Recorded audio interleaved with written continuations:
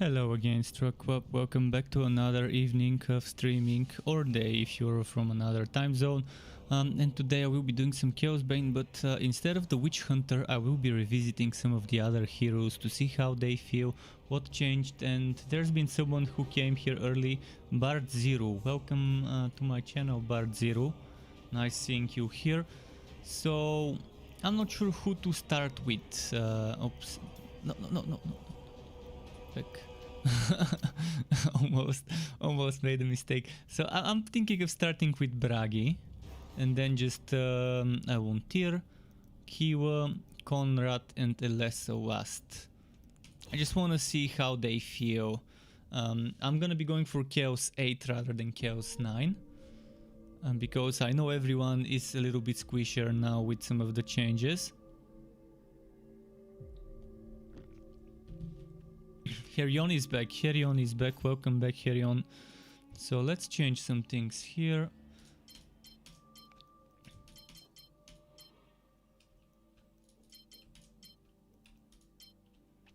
That's my points for now.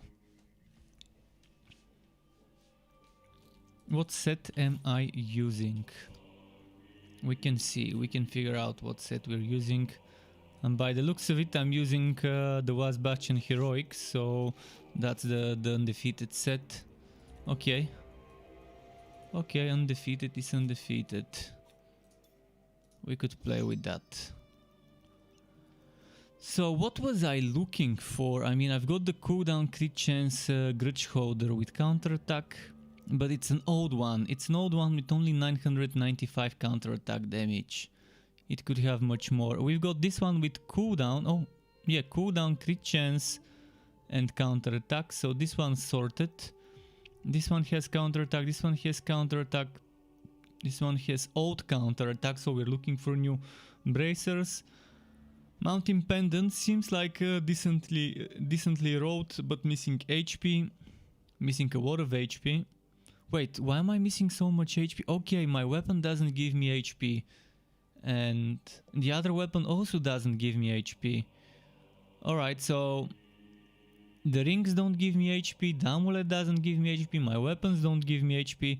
Well, I'm as squishy as I can get with this build.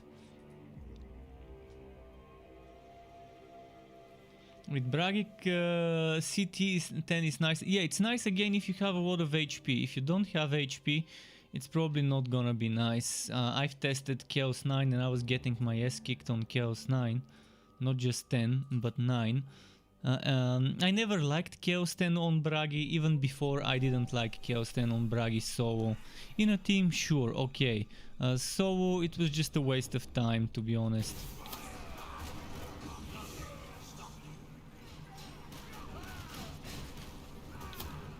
But yeah, what's my cooldown reduction right now? 47, meaning not as good as I want it to be.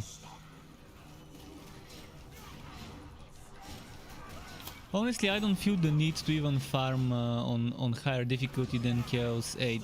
Chaos 8 gives me a good amount of drops for a very fast speed. Other than farming XP, I don't see a reason to go above Chaos 8 solo. In a team, obviously I would want to go higher, because we're buffing each other, we're getting all those damage buffs and survivability buffs stacked.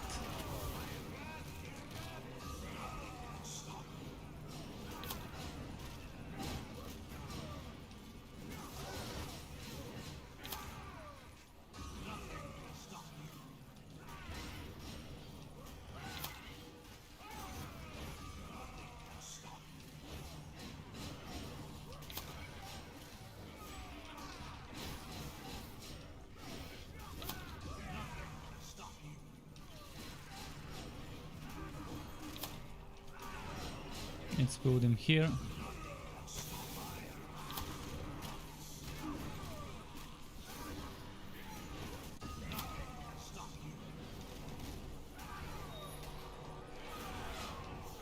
I'm gonna bail out of this and do some upgraded relic hunts.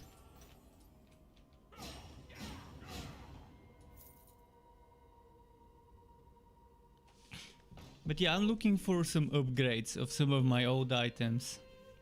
Oh, and I've seen some people following me while I was AFK. Eddie SBG, thank you very much Eddie SBG for the follow on Twitch, and Zoom S5 as well. Thank you very much for following me while I was AFK. Today I was waiting for a delivery, that's why I wasn't streaming, and then it turned out they put the delivery to the wrong neighborhood. They used my neighborhood name as a street name, and it ended up going into a different place. So I waited all day and didn't stream for nothing. I just didn't want to have to get the delivery while I'm streaming. So I guess I have to wait until tomorrow for this delivery. This little cable, the Y splitter cable I ordered.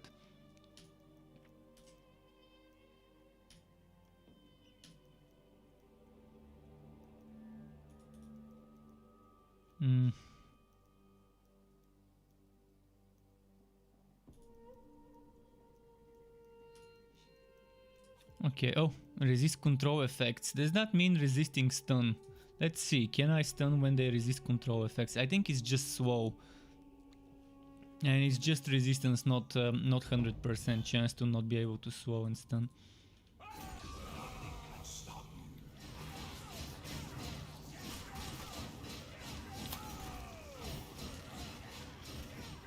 What's with this weird map layout without a chest at the start?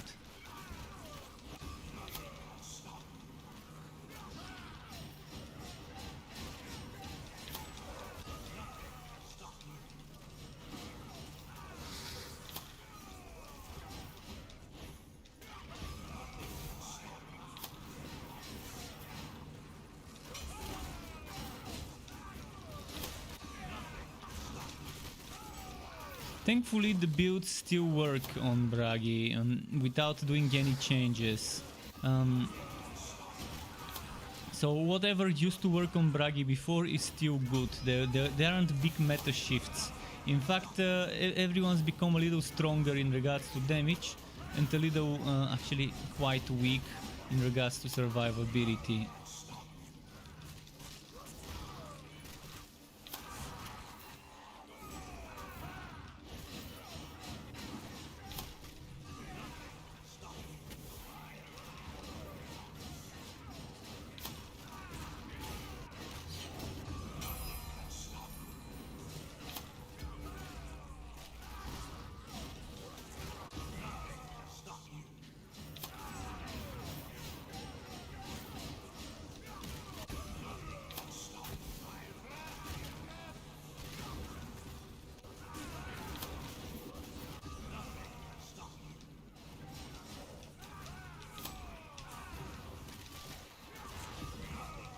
Yeah, he still feels fun to play. As before, he just feels fun to play.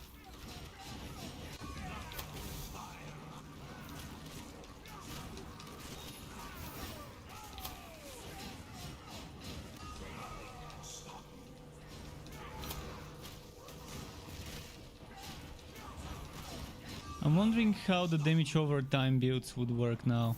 I'm actually gonna go and read the patch notes to see what... there was something about Bragi I wanted to test. So let me quickly open the patch notes. Where were they? Here. Slayer Edition patch notes. I'm gonna share my stream, my screen on my stream with everyone, so we can quickly check the patch notes for Bragi.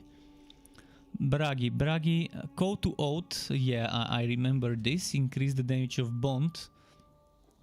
Then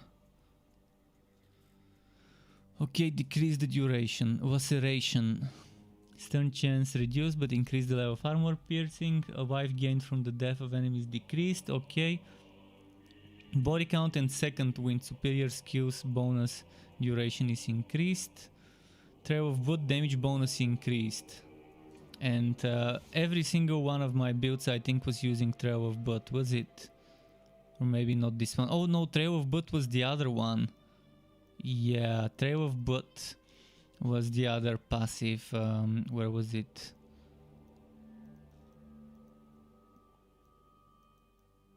This one.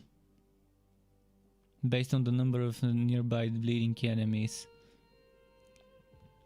So you get 30% damage to bleeding enemies, and then you get up to another 30% more damage based on the number of bleeding enemies. It used to be 20 before, right? Let me check. Trail of Blood, yeah, from 20 to 30.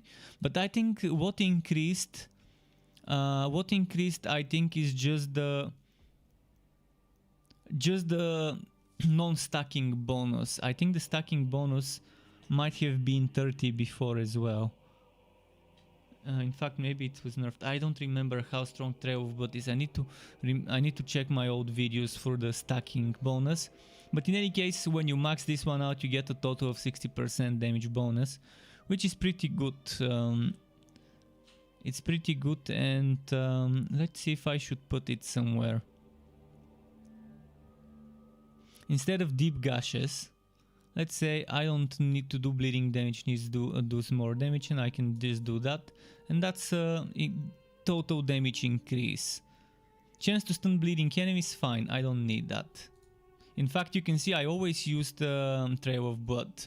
This one was probably some sort of experiment I've been doing last time I played. Oh, I think I probably equipped it when I was testing bleeding builds, and then I forgot to remove it. Alright, in any case, that's what we've got. So let's keep doing what we're doing. Let's do Nurgle.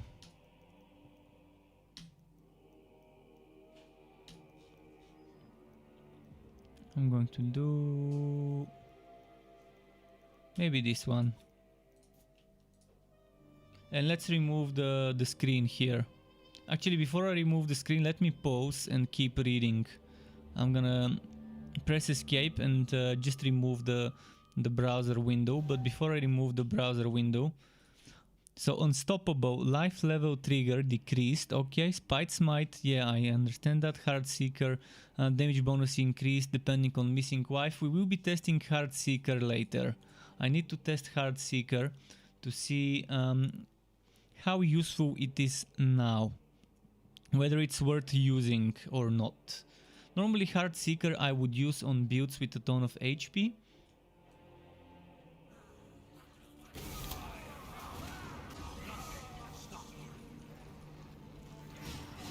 In builds with a lot of HP and a lot of regen and healing, that's normally where I use that axe before.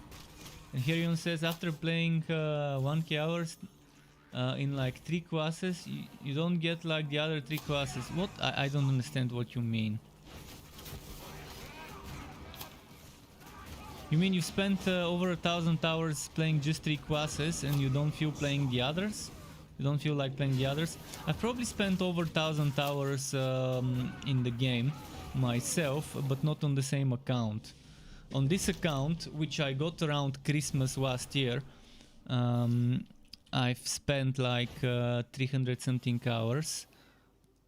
But before that I was playing on another account, and I don't know exactly how much hours I've got there.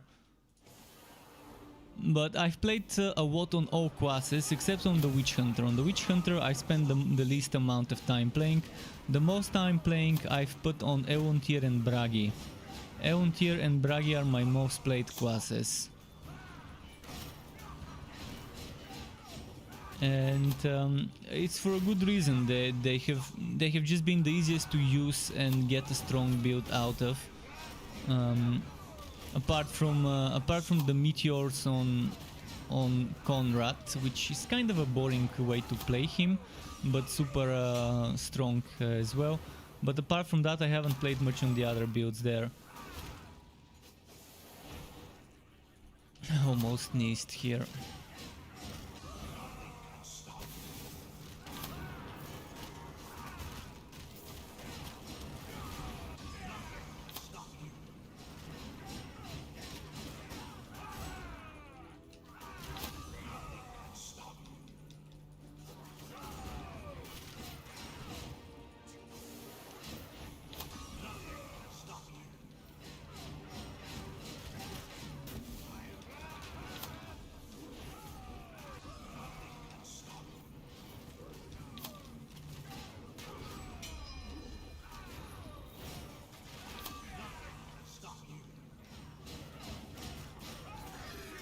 Wow, I didn't even get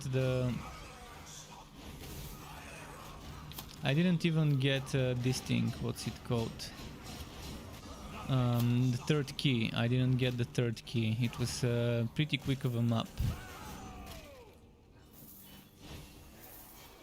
Why isn't it dropping any greens on Bragi? Man, on the other hero I'm getting so many greens. On this one I'm barely getting any. I guess Herion, just like you said, you're not getting drops on the Witch Hunter. The same is happening for me for the heroes that are not the Witch Hunter. I'm gonna do a few more maps on Bragi and then I'm gonna change to Eon tier.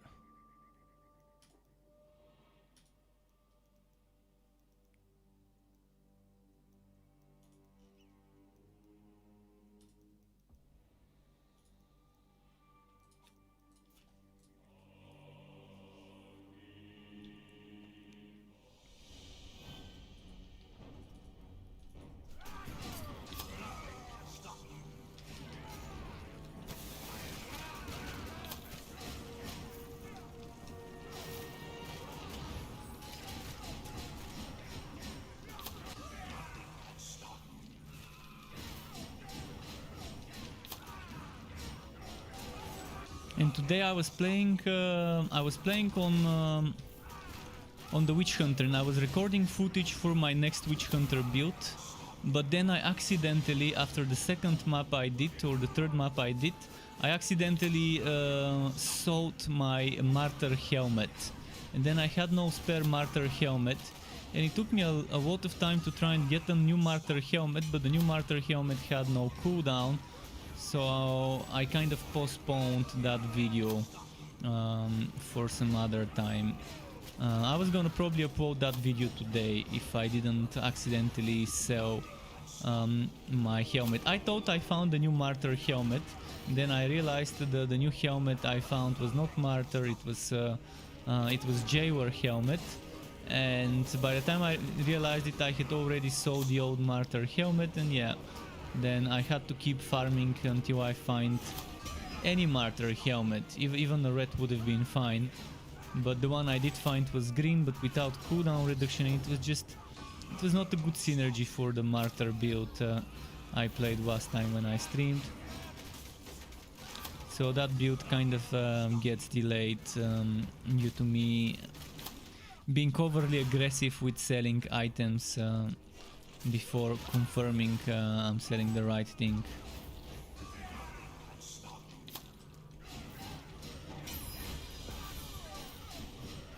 But if anyone has a Martyr helmet, green or red, with cooldown reduction, counter attack damage and HP, wouldn't mind taking it if you don't need it, if you have like a spare on Jürgen. Alright, let's go kill that scorpion or whatever boss spawned.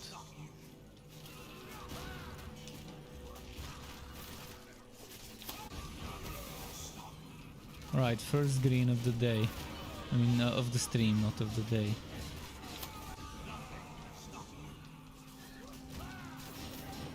Oh, and if I remember correctly, they made this throwing axe skill stronger. Maybe I'm mistaken, maybe it's not that skill.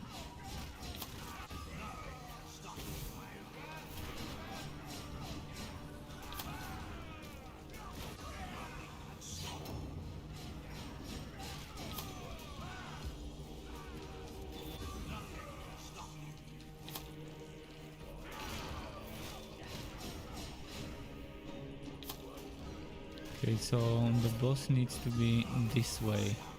If this is where the wood is.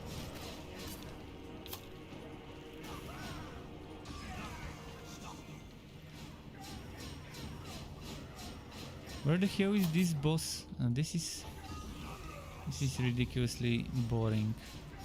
Where the hell is the boss fight?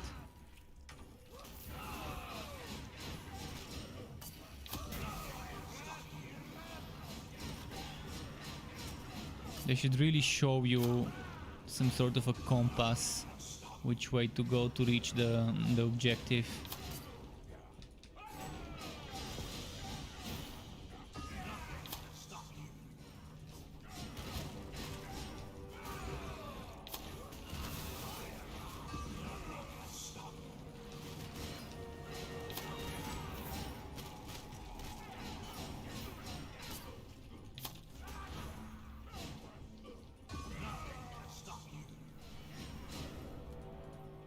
Oh, let's see if they fixed Was Bastion to actually give me 100% energy.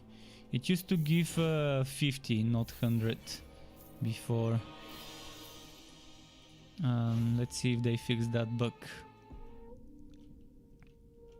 So yeah, it still doesn't give me 100% energy. Basically, it gives you flat 100 energy. And before it used to say 100%, but they removed the percent, and now it does exactly what it says. Gives you 100 energy, not 100%. It was a bit misleading before. But yeah, at least they've reworded it so that you can see the right effect to expect from the skill. Do I want to go some spin to win? Who wants to see me spin to win? Actually, let me see where the spin to win is right now. This is the Laceration setup. This is Strike of the Anvil. This is the spin to win. Okay, let's do some spin to win.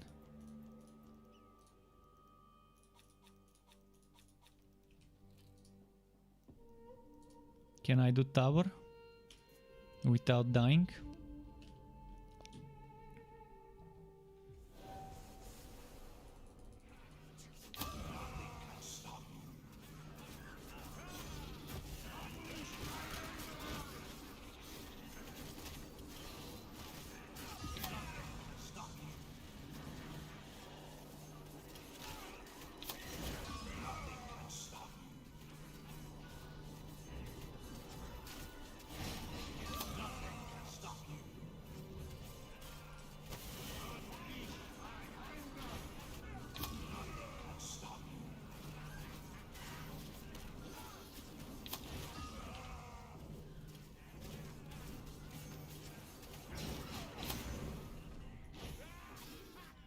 Ah, I'm stuck. Okay.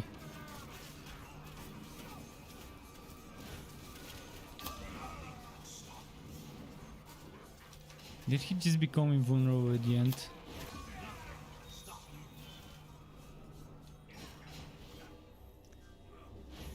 AND Space Outcast. What game is this? This game is Warhammer Chaosbane. Warhammer Chaosbane, it's currently the only Warhammer Fantasy World isometric hack and slash looter. You have Inquisitor Martyr for 40k, but on PC, currently this is the only Fantasy Warhammer game.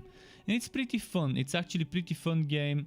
And yeah, it had a very bad launch, and the first 2-3 months after the launch were plagued by bad decisions and bad patches, but eventually they got into a nice rhythm of releasing good stuff, good patches, and fixing things bit by bit. The game is not great, it's not a great game, but it's not a bad game either. It's mediocre right now with the potential to become a very good game, with a little bit of extra tweaking, rebalancing, quality of life and reworking. It really does have a nice potential, and I love the freedom of respecing for free. You can respec as much as you want, and that's a great thing for the game. You can completely rework your god skills. You can completely rework your skills with the click of a button, or replacing a skill with another skill, and that's great. For me, that's really amazing.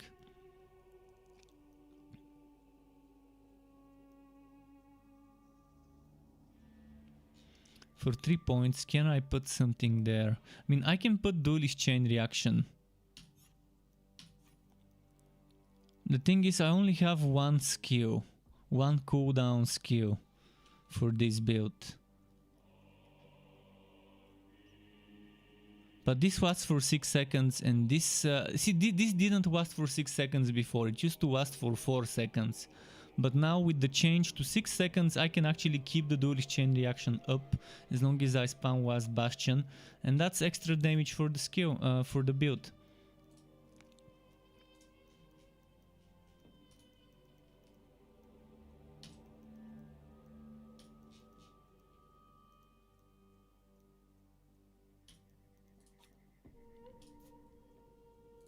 And you're welcome, A&D Space Outcast. Currently the game has a lot of hero classes.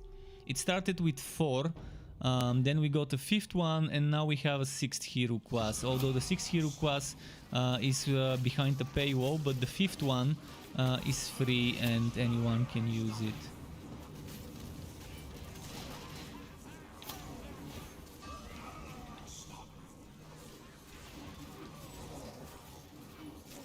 Ah shit, too much damage over time.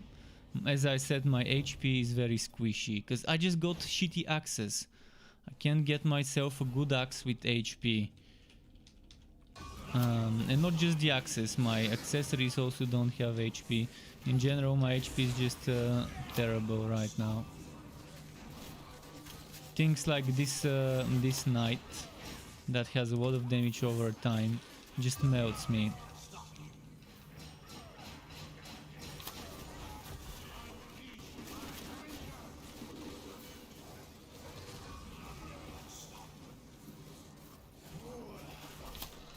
His axis or my axis?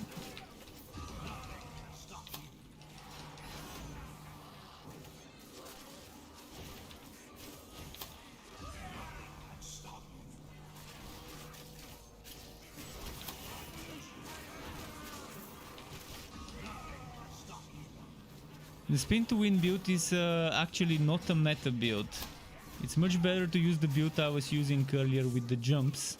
But people love spin to wins, I love spin to wins, that's one of the reasons why I made it. For now I would suggest not going higher than Chaos 8 or even 7 with the spin to win setup. I mean, of course, if you're a good player, you can handle higher difficulties too with it, but it's not as easy to operate as the Crit Monster setup with Fighter Spirit. And Strike of the Anvil.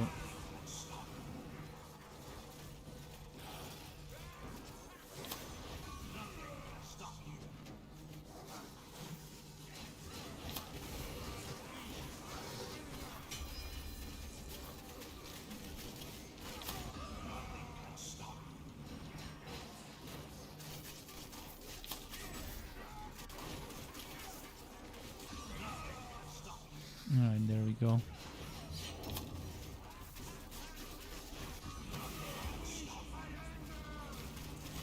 I love how I'm spinning and at the same time there's flames going out. And if you rotate yourself the right way, you can make sure that an enemy is getting hit by the flames and the spins at the same time.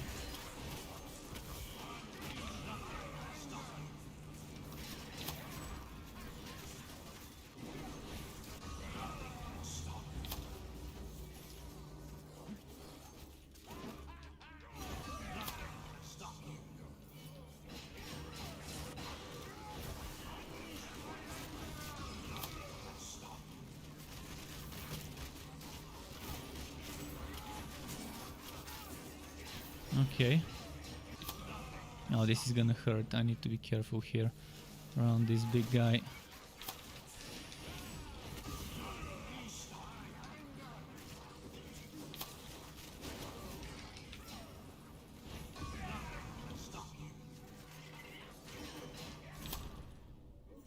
Need to be careful with this big guy, as I said.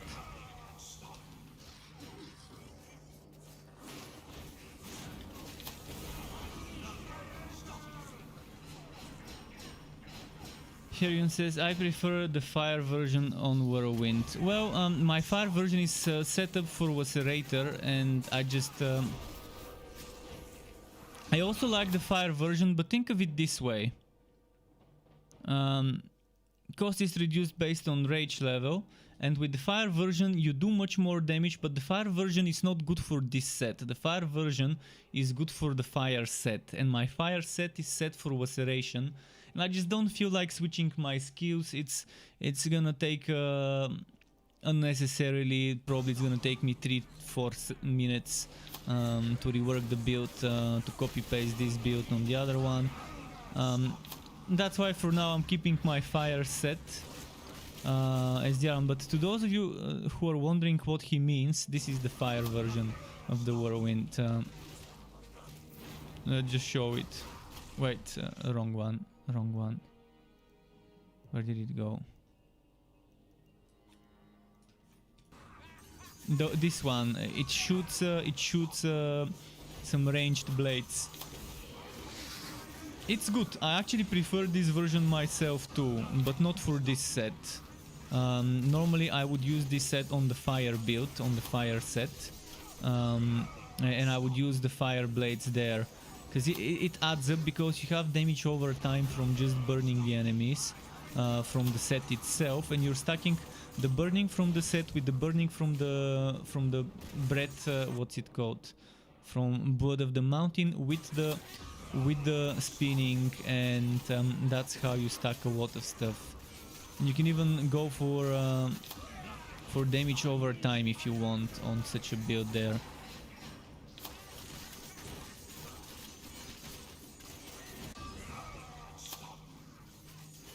I can show you the Vocerator build in a moment, by the way.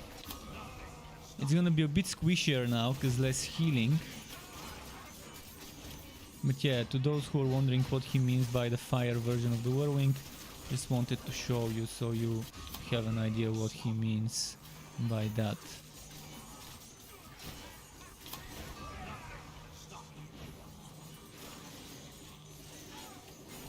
This is the what's its name? I forget the name of the set. The Last Song. I'm using the Last Song set right now.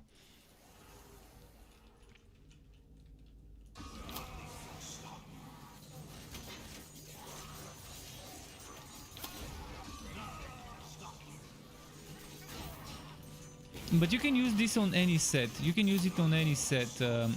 Just like the other Bragi build, it doesn't require a specific set to work.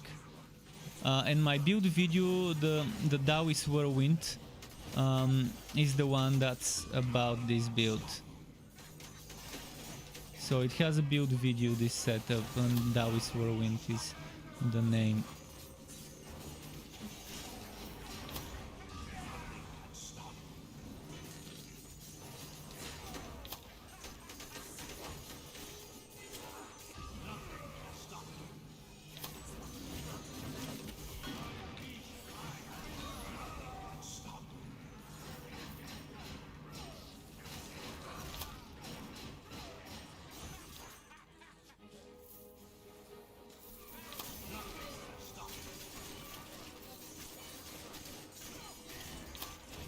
Alright, there we go.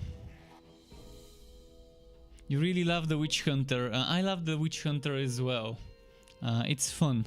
Alright, let's show you the Vocerator now. Just first let's get rid of some items. Impatient one. Crit chance, no cooldown reduction, basically junk. This one, no cooldown reduction, basically junk. Bruised Ego, no crit chance, basically junk for me, especially on a Bruised Ego. Without crit chance, it's just pure junk.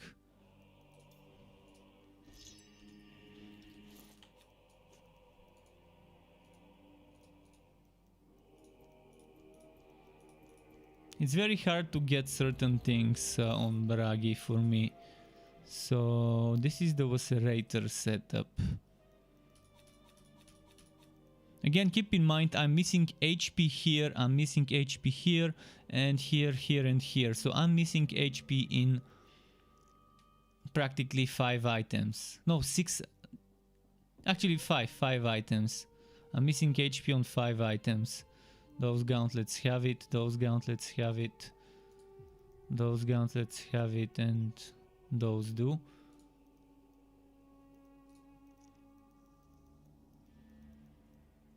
By the way, let's check here.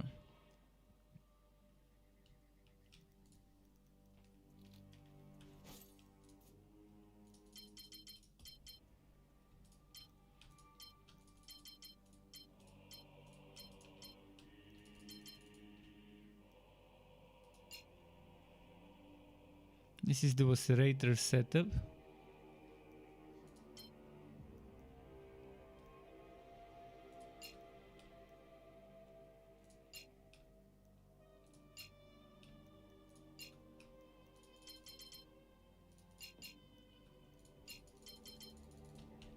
Maybe a little bit of healing, just a little bit.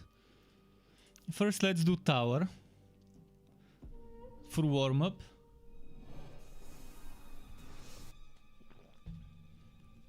Okay, let's see.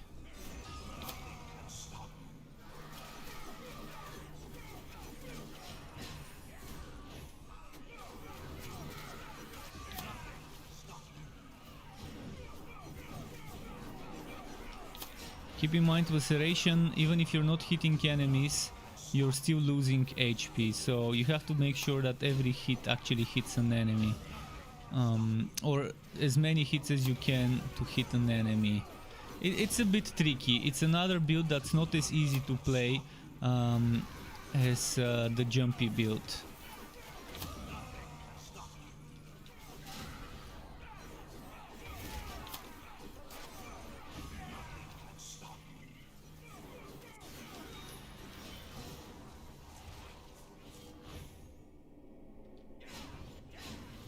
But it's still fun. It's still a fun setup. I love playing every now and then.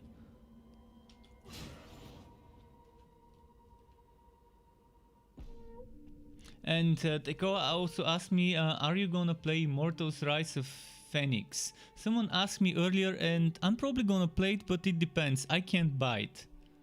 So at best I'm gonna have to wait until I can afford it, but for now every single cent is going towards a fund to get a new GPU.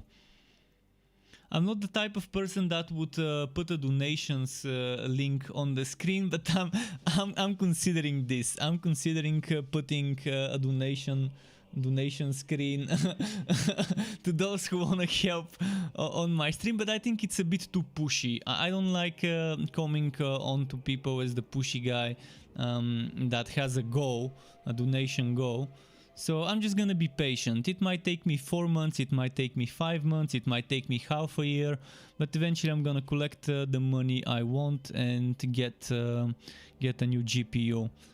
For now I don't even know which GPU I want, because I wanna wait for 3080 Titanium to be out there and to see the super versions of AMD, to do some comparisons, check some benchmarks, check some reviews, and decide which one is the best bang for my buck for 1080p gaming, which potentially could go to 1440p gaming at 60 FPS, because my monitor doesn't go above 60 FPS. I mean, my monitor can go 75 Hz if I don't do ultra wide, but with ultra wide that's its limit. But my main reason of buying this monitor was because it's ultra wide, and for editing it really helps me fit more on the screen, which was an important thing for me. Should I try this one? Maybe let's try it. Hope I don't die too much. But yeah, Phoenix Rising, Rise of Phoenix, I'm probably gonna pass on this one. I mean, I spent a lot of money on games this year, and the final thing I bought was Godfall and Cyberpunk. Actually bought Cyberpunk before Godfall as a pre-purchase.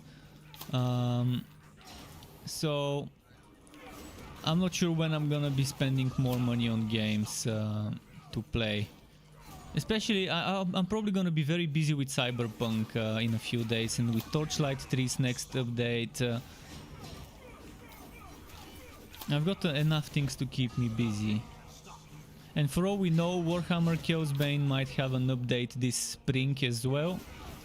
Now that they're not busy porting the game to the new consoles, maybe they're gonna have more time to update this game regularly, like every 2-3 months an update would be pretty nice. I just hope this game actually made some money from the new consoles and it was worth all the development that went into porting this game to the new consoles.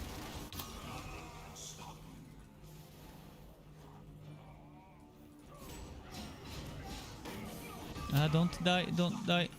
Phew. Phew. That was so close. Yeah, you can see this one is very squishy. I guess this one is probably recommended for Chaos 7, not Chaos 8. Unless you have some more healing from somewhere.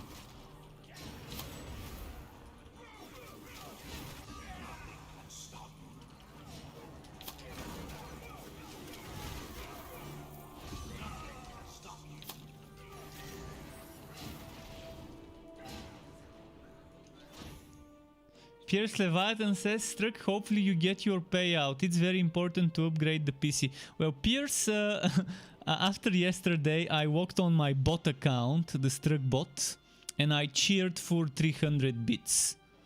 And this 300 bits cheer put me over $100, like $101. So in the middle of this month, I'm getting those $100 to my PayPal. And I'm gonna buy myself an exhaust back of the case fan, as well as what's its name? Fuck, I forgot the name. What was the name? Yeah, the cable mods, the cable extensions. By the way, I promised I would show my PC case to those who wanted to see it. It's not the full PC case, but I wanna show it to those who are wondering what it looks like with the build. So let me just, I'm not sure if you're seeing everything. Are you seeing everything on the screen? So this is kind of what it looks like right now, because the pump is not syncing, and my friend will come and help me properly daisy chain it so it can sync. This fan here is not working because I needed a splitter cable which was supposed to get delivered today, but they got the wrong address, so it's gonna come tomorrow. So right now this one is not even spinning, and the one I need to change is the one over here. This is the one I want to change. This used to be the Cooler Master. I had two of those on my CPU, on the radiator. Since I didn't have a better one, I took it and I put it here, and I want to get 140 because you can see it looks a little bit ugly with all that stuff here under it and all those holes. But it looks fine, and this is the GPU I need to replace, and the cables I want to replace are this cable here, and some other things. But yeah. It's definitely worth upgrading the PC. So let me remove this.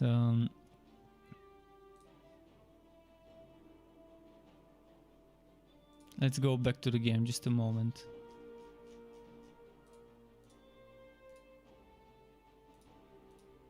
And since my Instagram looks like a fake Instagram profile, I decided to just post some images on my Instagram. Because when I go into giveaways, some people think that my Instagram is a giveaway only Instagram, which immediately disqualifies me. Even though it's my legit Instagram, I just don't like posting on Instagram or what, because I don't use my phone too much. I wish I could post from my PC into Instagram instead of through my phone, but that's how it works. But I guess I can start posting more. I can start posting some stuff in my Instagram so people don't think it's a fake account for giveaways only.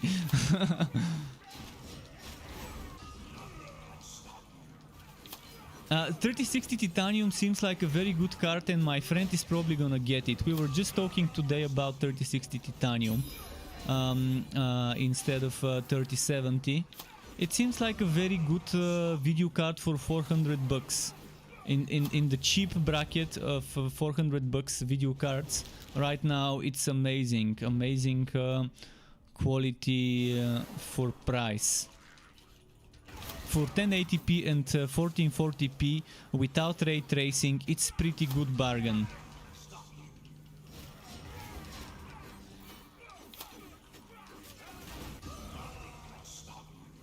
Very great value, yeah, I agree. I agree that it's amazing value for what you can get, the performance you can get. I mean, you even get good results with ray tracing on 1080p and 1440p. It can trade punches with some of the stronger cards when it's 1080 and when it's 1440, especially when ray tracing is off. I mean, when it comes to 4K, obviously that's not a 4K card. If you want 4K, that's not the card for you. But if you don't want 4K, 3060 Titanium is probably an amazing choice for the money you can get. And most likely there's gonna be some availability for this card compared to the other ones. We'll see. Alright, I think it's time to switch heroes. I'm gonna give you some time to tell me if you want to see a specific hero. Do you want me to play Ewontir, Elessa, Conrad? I'm probably gonna do Ewontir, but let me know who to pick next. After Ewontir, I've got some time today to go through all of them. After Ewontir, let me know, do you wanna see Kiwa, Volen or Elessa?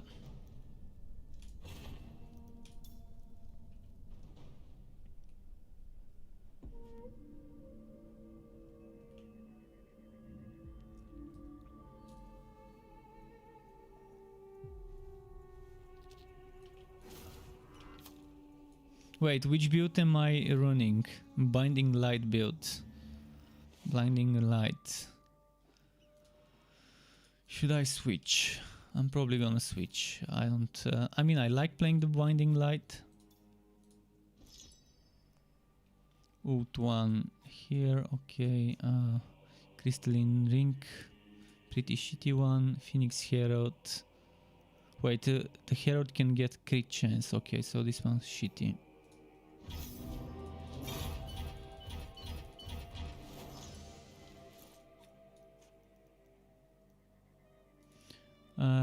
What do I want to play? Let's play the Glass Cannon. Let's play the Glass Cannon build and see how it fares. Whether it can survive with my current setup.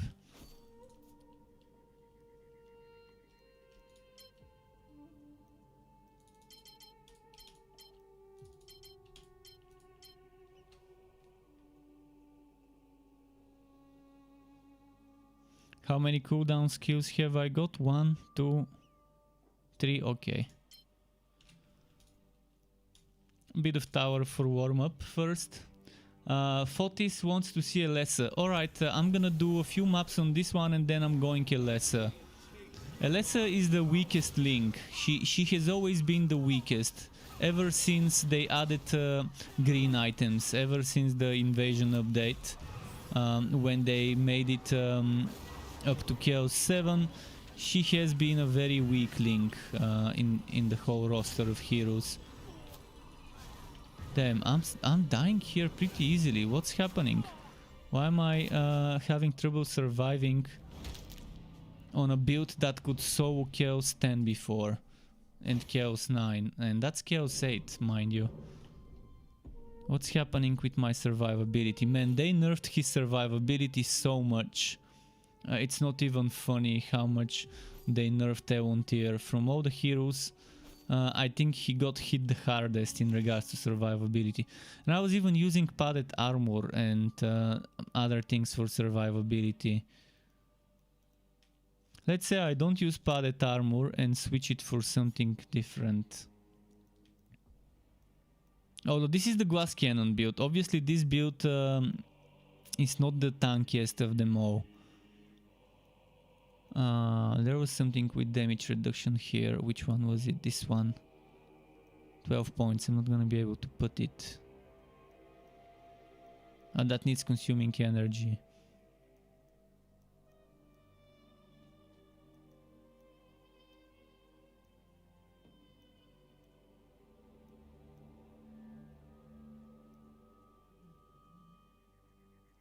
Yeah, just keep in mind Elessa still is the weakest link, so be careful with her.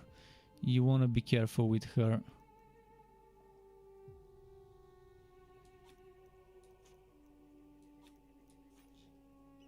Maybe like this, I can try and use it.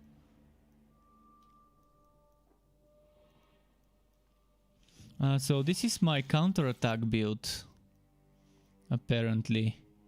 The counter spell build. It's that. Oh, arcane manifestation. See, that's even more damage reduction from this one. So this is the build where I was stacking a ton of damage reduction on a more glass cannon setup. Yeah, we was 10 damage reduction on the staff and the sword, exactly, and not just on the staff and the sword. I think the dome also doesn't give the same damage reduction. If I'm not mistaken, this used to give us damage reduction. So we was 10 damage reduction here, so that's 10 here, then 10 here, that's 20, 10 here, 30, 10 here, I think this was also 20, that's 40% damage reduction. So 10, 20, 30, 40% damage reduction. Then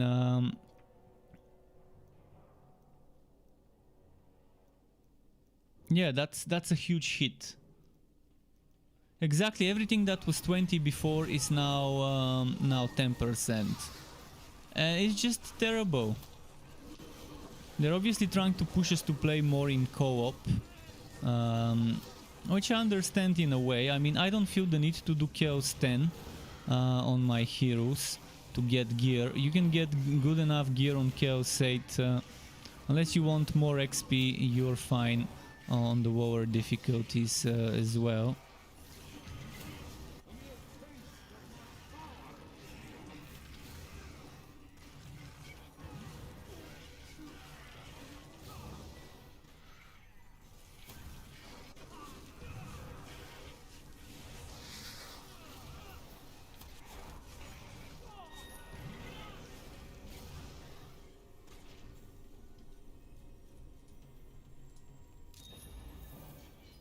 So obviously this guy, since he was stacking a ton of sources of damage reduction, he got hit the hardest.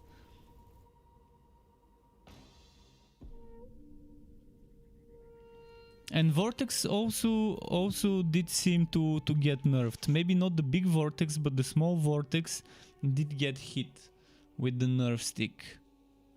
Probably the big Vortex, the one that's the heroic one. Probably that one has not been nerfed. Let's see, where was it? Ult 1. So this one has 20% damage reduction, but this one doesn't.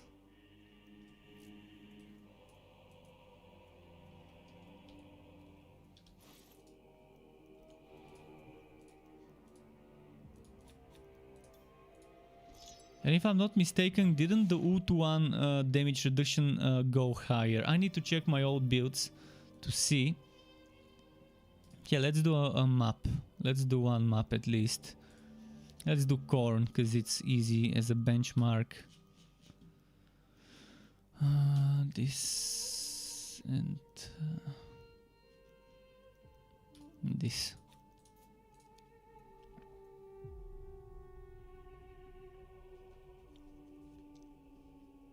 Yeah, so Chaos 10, it's gonna be very hard to do so Chaos 10, even on the ult 1.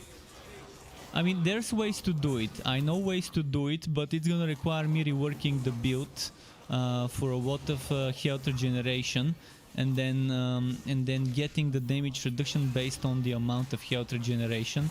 I can make a build for Chaos 10. But I'm gonna be busy, but I can tell you what build to make for Chaos 10. Basically, you're gonna sacrifice damage. So you're gonna be using this ring, the one that reduces the damage by 15%, by 50%. Where did it go? I think it was fortification. Was it fortification? Ring of fortification. So you're gonna wanna use that fortification ring.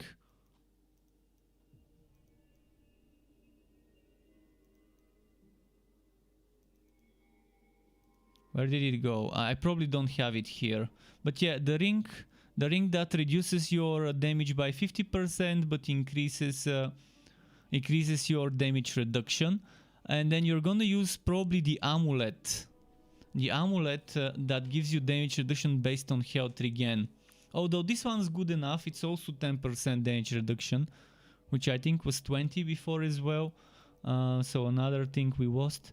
But there was this amulet that gives you damage reduction based on your health regen, and that reduces the health regen. So there's kind of ways to do it. So that's the ring of denial. See, you do 50% less damage, but you get 15% damage reduction, which used to be 20. So there's ways to get this, and it gives you more HP. So you're sacrificing DPS, but at least you get survivability.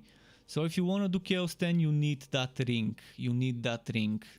Right now I'm using Crystalline instead of Dexterity because my Dexterity doesn't have crit chance. In general, Dexterity is good for the damage. On this build it's amazing for the damage. But yeah. The other ring that's good for this build when you're using the blade is that ring that gives you the mana shield ring. The mana shield ring that gives you damage reduction, but when you take damage it's reducing your energy. And as long as you're using Phantom Blade, you should be able to keep up. You should be able to keep up with the energy loss. And that ring I only suggest on builds that are using basic attacks. But yeah, there are ways to get damage reduction for solo on an ult 1 build. But it's just gonna take a long time to kill stuff, not as before. But I can try and make a face tank build to those who are interested in one for Chaos 10. I'm just not gonna have much time to do it soon. But I can just theory craft it for you, and you can experiment if you have the items. The things I just said are your key things. Switch the rings up a little, maybe switch the amulet to the one that needs HP again. If not, then that's fine. The phase shift amulet still gives you some bit of damage reduction, so it's not terrible.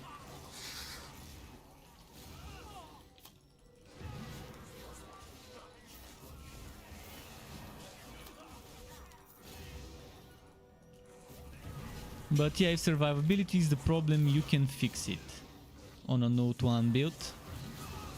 The thing is, the damage will suffer a lot. You probably won't do more than 20 million highest hit on such a build, which is still not bad. I mean, if you're talking about face tanking Chaos 10, 20 mil per hit with the blades would be fine.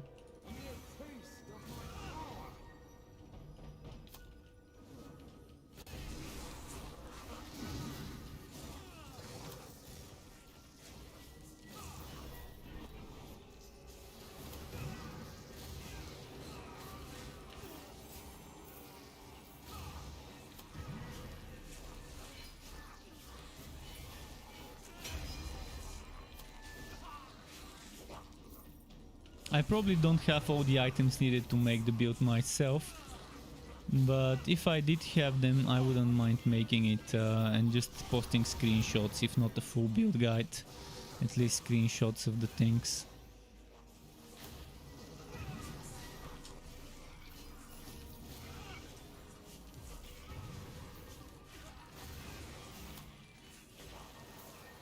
But yeah, Chaos 10 in general is not a difficulty you wanna do so in any case.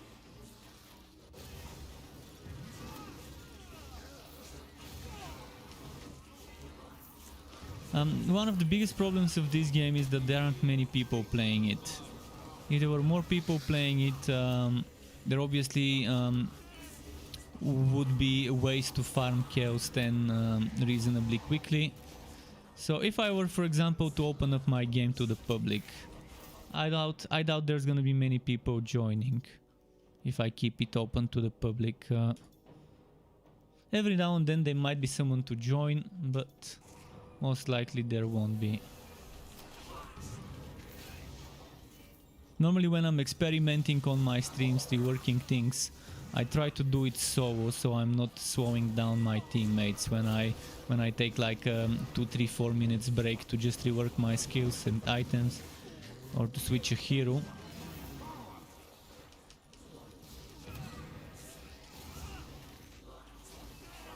I wish we could have game hosting in multiplayer where one player can change their hero without abandoning the party. Changing heroes without needing to cancel the party would be amazing quality of life if they add it.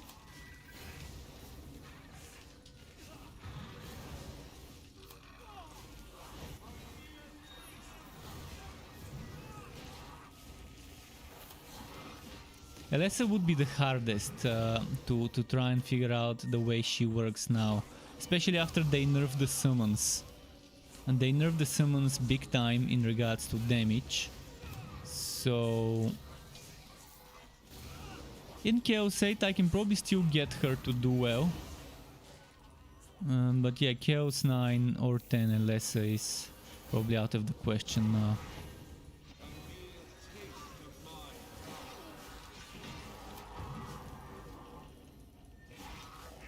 Okay, let's switch to Tuan quickly. One run with you, Tuan, and then we can do Alessa quickly. I can get back to Ewon tier later again.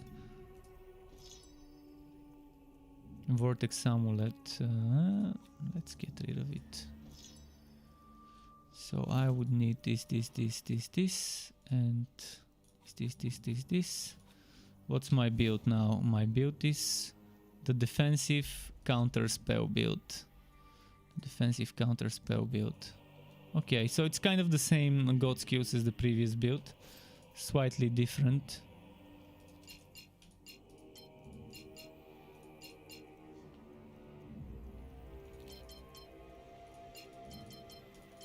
Actually, yeah, let's max this one. Let's max this one.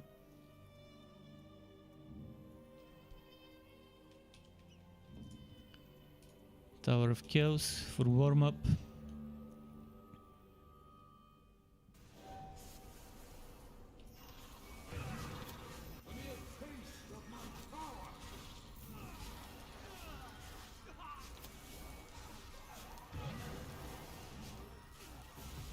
And if you want Chaos 10, you really need to be using the Arcane Manifestation Superior for that 10% damage reduction.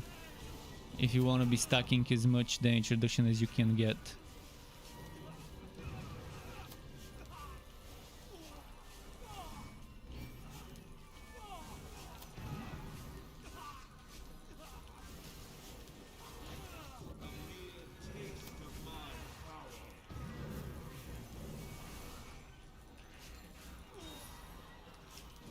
I think an interesting build would be health drain stacking healing build with the damage over time setup on the Blinding Light Heroic. The Blinding Light Heroic, if you can spam it and stack it on an enemy with a ton of health drain, maybe it can work wonders solo instead of ult 1. I need to confirm how good it would be. As long as you're not getting one shot, you should be able to survive. The problem is you would need to sacrifice a lot of damage to not get one shot on the Morval build, on the Blinding Light Heroic setup. See, this one is already pretty bad in the DPS, the way I set it up for max survivability.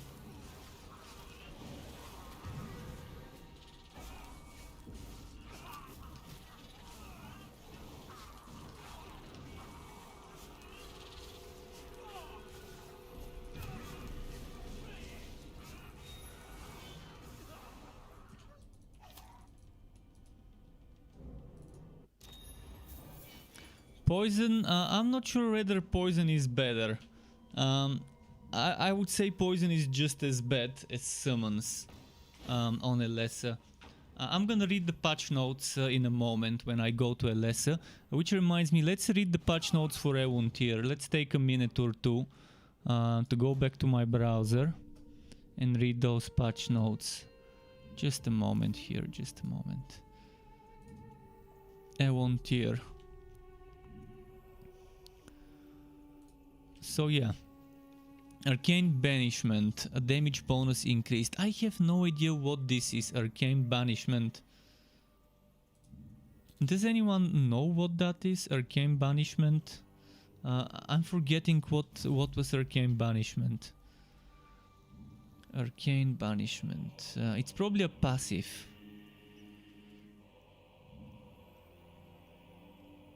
Isn't it? Is it Arcane Binding?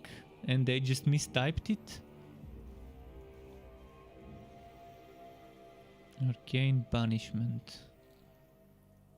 Oh, this one. Oh, okay, okay. Nothing too fancy, to be honest. Alright. Next, what have we here next?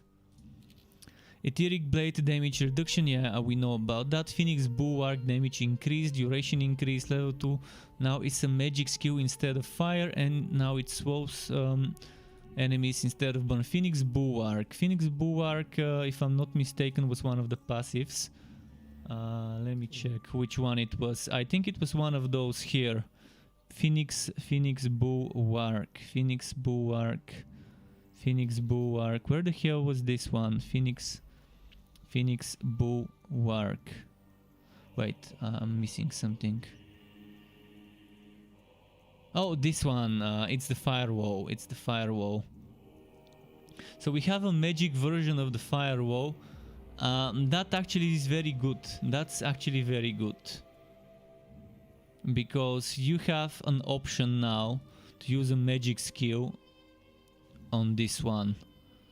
I'm happy with that change myself, because sometimes you need that skill, but you want it to be magic so you can proc certain things.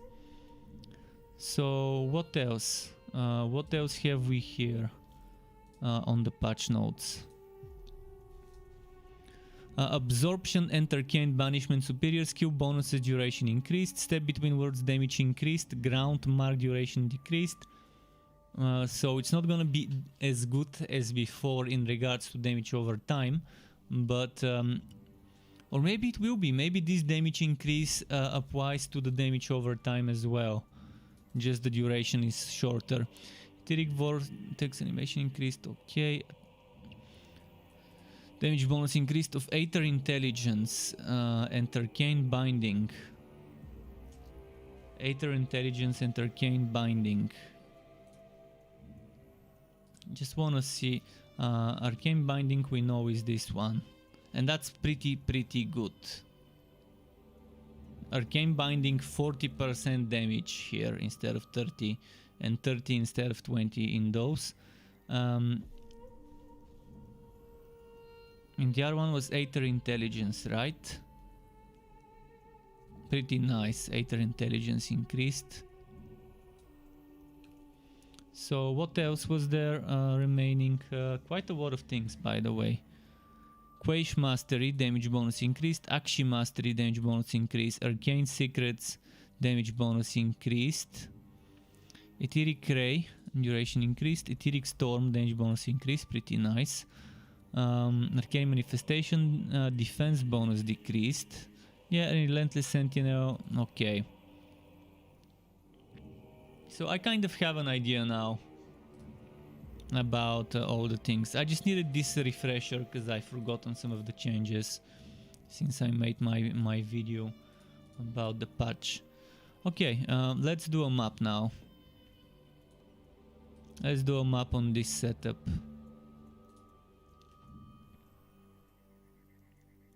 Should I try Chaos 10? Oh, I was actually playing on Chaos 9. That's why it seemed a little bit too difficult. I was playing on Chaos 9, not on Chaos 8, like my other hero. I forgot it's different for each hero.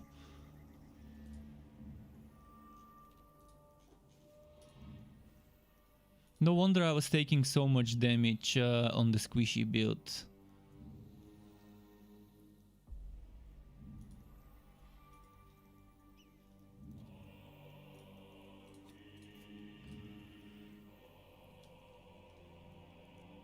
Let's see how much I get one shot with my current setup.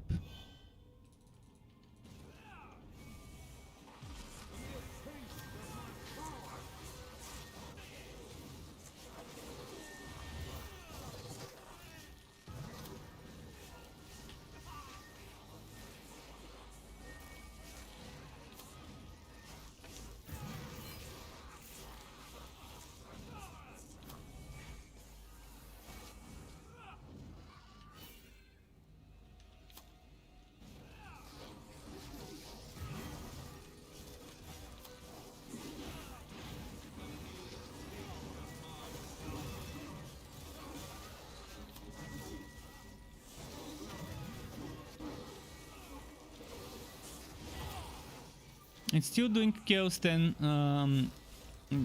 good enough. I mean, keep in mind that's a more of a survivability centric build.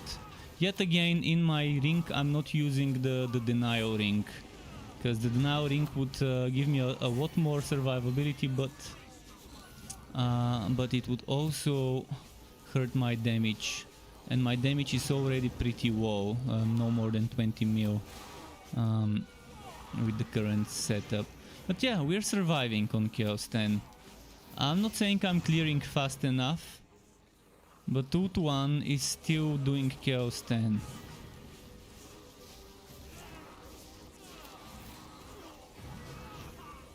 But that's not the bosses, that's just the champions. That's a different story here.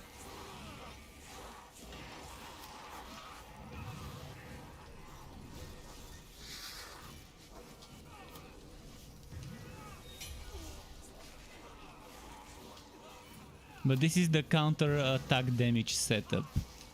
It's not the one with the storm, it's the one with the arcane manifestation for more survivability. The one with the storm would give us more damage, but we won't have that extra damage reduction. I think it's fast enough. I think for Chaos 10 it's fast enough, to be honest, for solo. Sacrificing that bit of damage to get the survivability.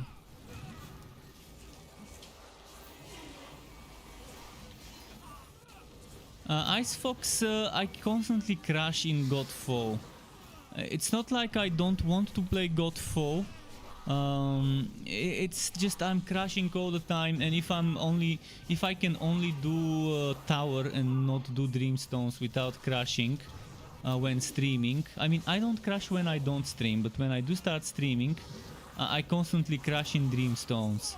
And I can't play a game that just gives me such shitty performance as Godfall. Even if I want to play the game, I'd rather play something that runs well and doesn't constantly crash and is better optimized.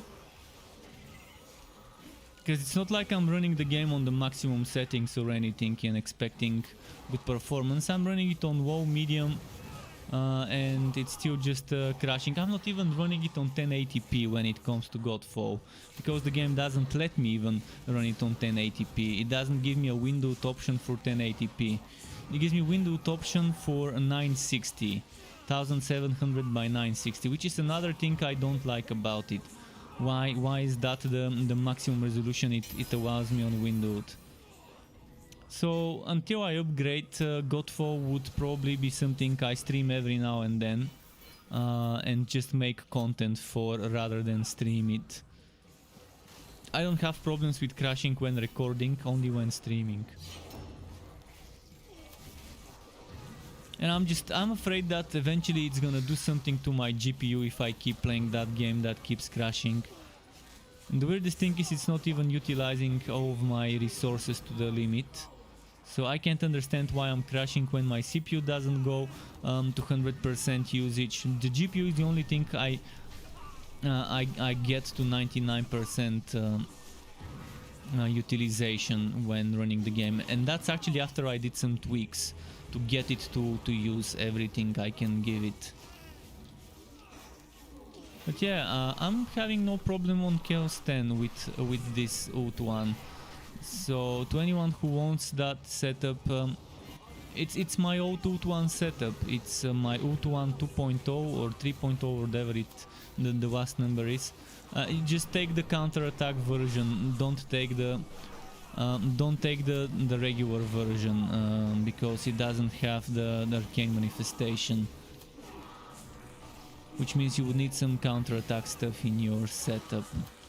The damage may not be amazing, but at least it survives on Chaos 10 after all the nerfs. But let's not be quick to judge until I'm able to do a boss fight. We're getting close to that boss fight, so...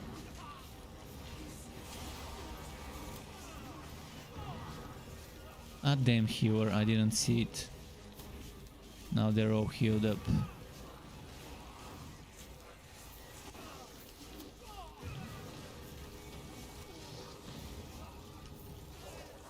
Actually, can I put some enemies towards the boss with me?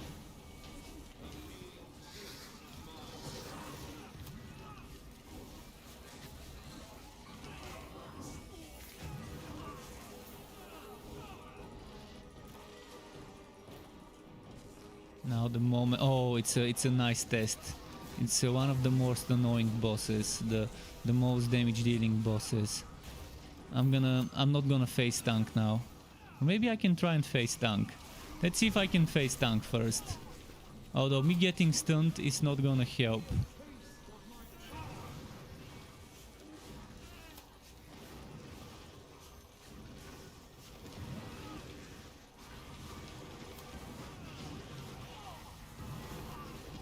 Okay, it can still face tank. Fair enough.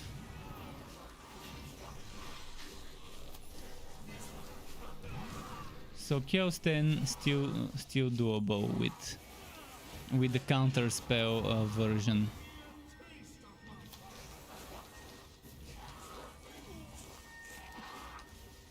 Right, let's go get the chest and then switch to a lesser and see how things are doing with her.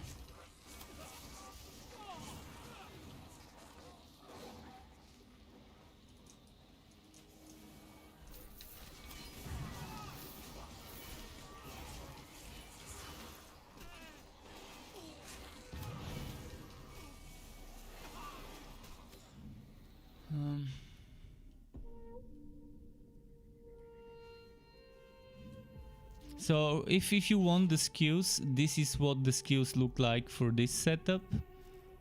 Counter attack here, chain reaction, counter spell, Hero of the Desert, Akshi Mastery, and Arcane Binding. I don't know even why I've got Akshi Mastery. Oh yeah, Akshi Mastery is because this is burning the enemies.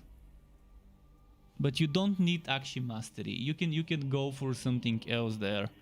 In fact, probably Arcane Secrets, Arcane Binding actually, or Arcane Binding would be probably better.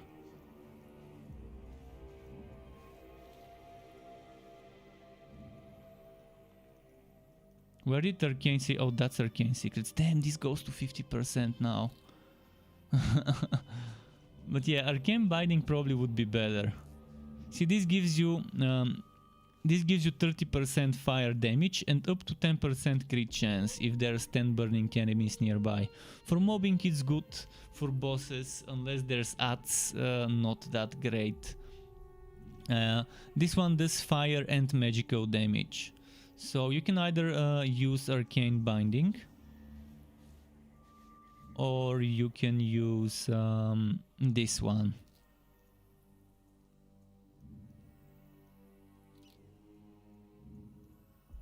That's gonna give you 10% more damage, and for the magical and the fire.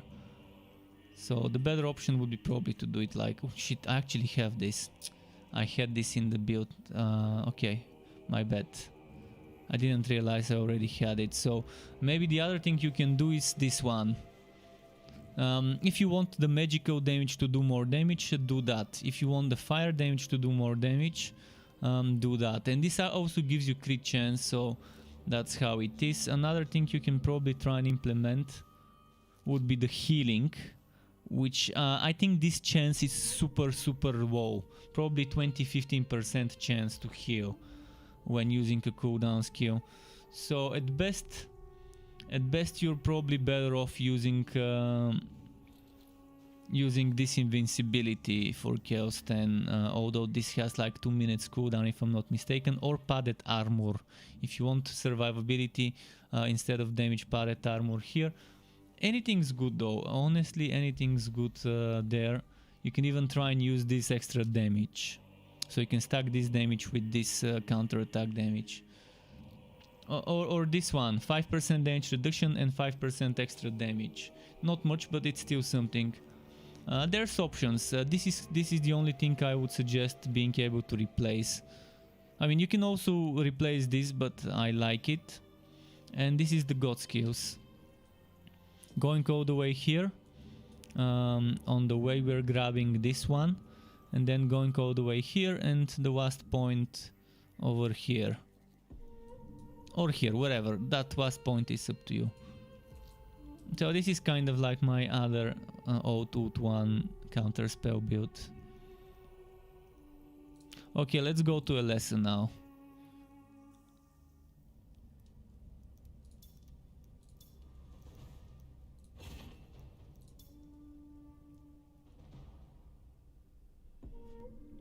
And I hope I'm at Chaos 8. Chaos 7. Okay, let's do Chaos 7 first and then Chaos 8 after that.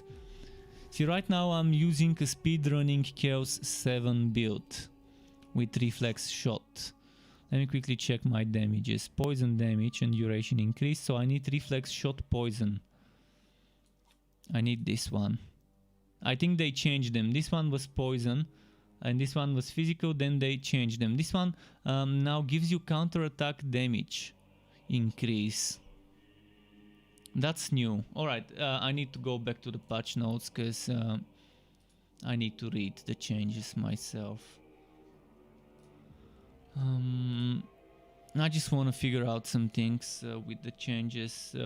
Basically, when you read the patch notes and see what changed, you kind of have an idea what the developers expect of you to do with certain skills now. So Barbed Brambles animation speed up, damage increase, level 2 now deals poison, level 3 deals physical. I really like this change. I really love this change.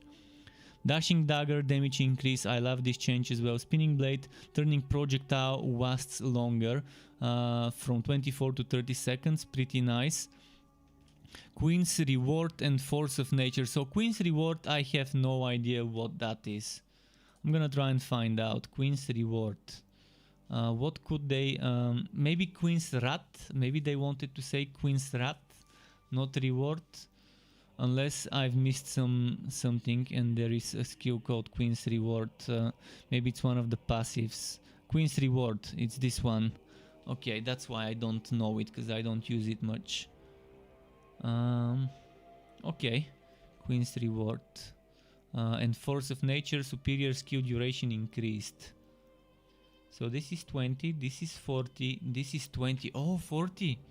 40 seconds actually really seems like a good one. Where is Force of Nature? This one. It's now 40 seconds. That's pretty good. For the HP regen centric builds, it is pretty good. Okay.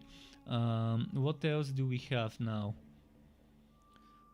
We have Master of Poison, damage bonus increase from 20 to 30, pretty nice. Level 2 poison, duration increase from 4 seconds to 5 seconds.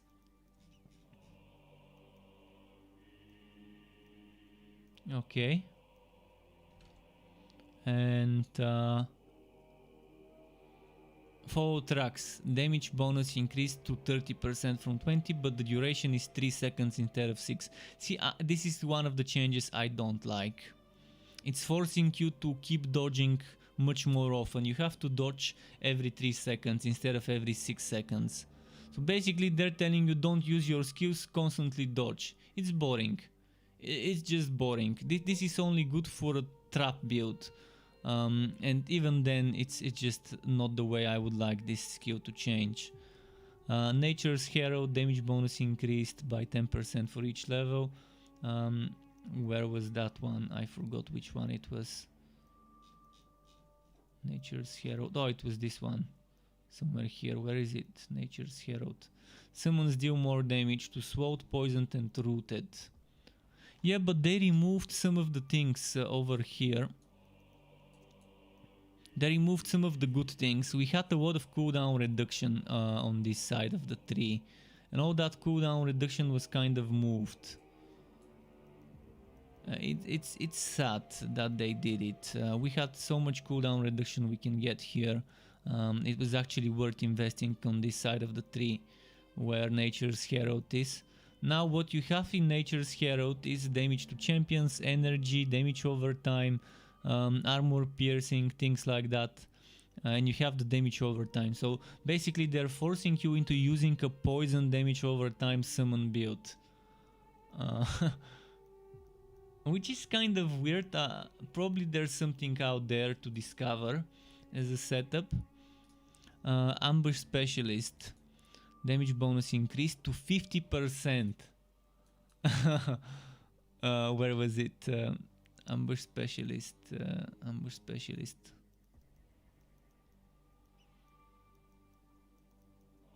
Am I blind? Or did I forget where that was located? Oh, it's not a god. It's not the ambush. It's the ambush specialist, not the ambush. Okay, my bad. Ambush specialist. Traps deal more damage. Okay, see, this is pretty nice. But I'm not seeing this increase. It says from 20 to 50%, but it's from 20 to 30%. So the patch notes lied. It's either a typo or they just didn't increase it. See, if that was actually increased from 20 to 30%, it would have been amazing for trap builds. But no, it's just 10% increase, so it's not gonna make me reconsider trap builds. A Guardian Spirit damage reduction bonus increased 20 to 15%. This is decreased actually 20 to 15%. This is one of the bad changes. Let's nerf the hero with the least survivability and give her even less. Spiral Cut though, damage increase. Level 2 now gains the effect damage taken damage reduction during several seconds for several seconds after the skill is used. This is very badly worded. Obviously mistranslation, but yeah, Spiral Cut was this skill. I'm actually gonna experiment with it. And this gives you 10% damage reduction, so this is a new source of damage reduction for Alessa, which is really good. She finally has one more thing to give her damage reduction, and this is for 4 seconds. For 4 seconds you get 10% damage reduction after using Spiral Cut. And skill cooldowns reduction, it doesn't say which skills, it doesn't say by how much, but yeah, let's just play a bit on Chaos 7 and then on another difficulty later. First of all, why am I using legendary healing here? Oh yeah, I know why. I know why.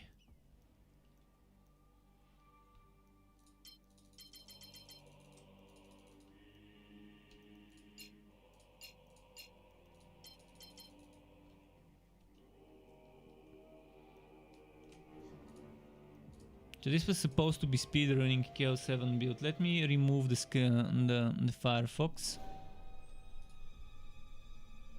I'm probably gonna get wrecked. Don't die. Don't die.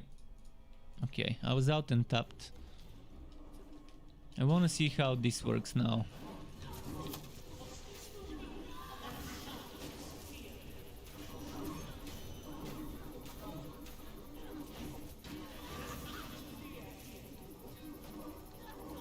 Am I stunned? I think I was stunned.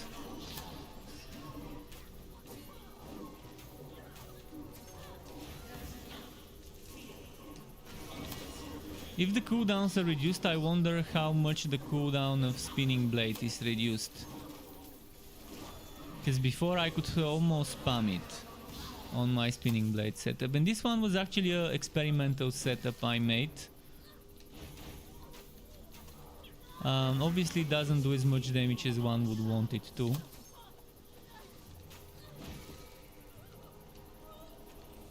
I'm gonna switch to my summon setup. I'm just gonna do one more map on this one.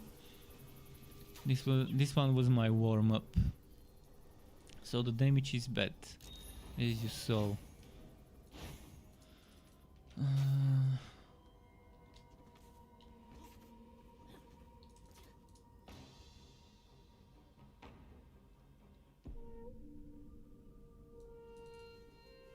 Let's go to Chaos 8 and again I'm gonna do Corn because it's the easy benchmark thingy.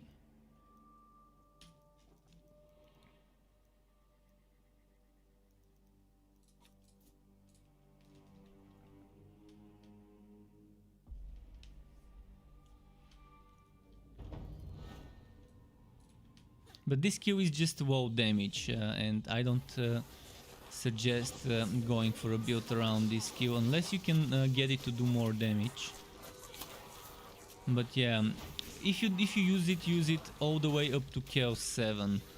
If you want to use that skill, probably you're better off using it in a different in something that's lower than Chaos 8. But I want to see how it does in Chaos 8. As you can see, my damage doesn't come from that skill, it comes from the tornado and from the poison trap. So mostly the tornado. The tornado is my biggest damage right now.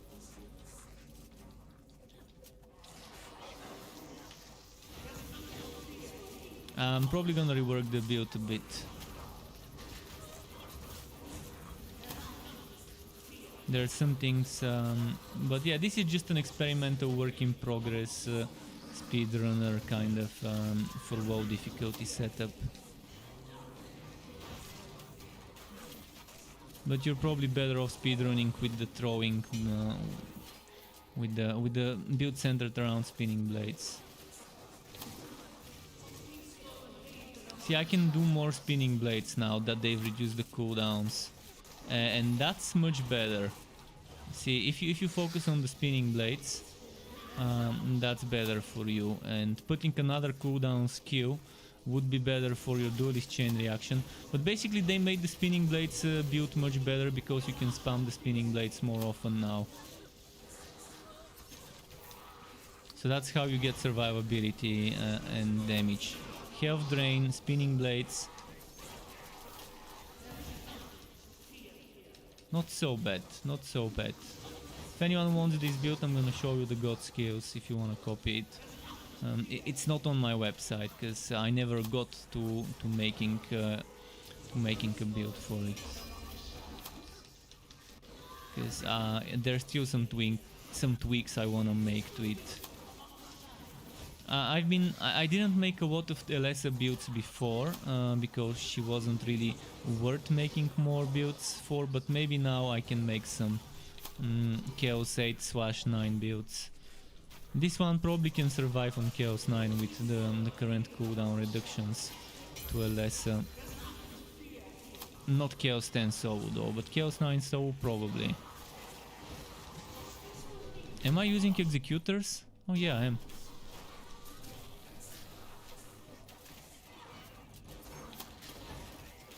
But this one, you're better off using the Barb Brambos. Normally on this setup I use Barb Brambos, but this was just an experiment. Otis Davidson says he can't wait. If you want, you can copy paste my my stuff, my current setup for now and use it. Keep in mind I've got very decent items. Not perfect, not min-maxed stuff, but it's all green. I'm using all green with good stats in most cases. This one is shitty. This one is a ring you don't want, but I don't have a better option, honestly.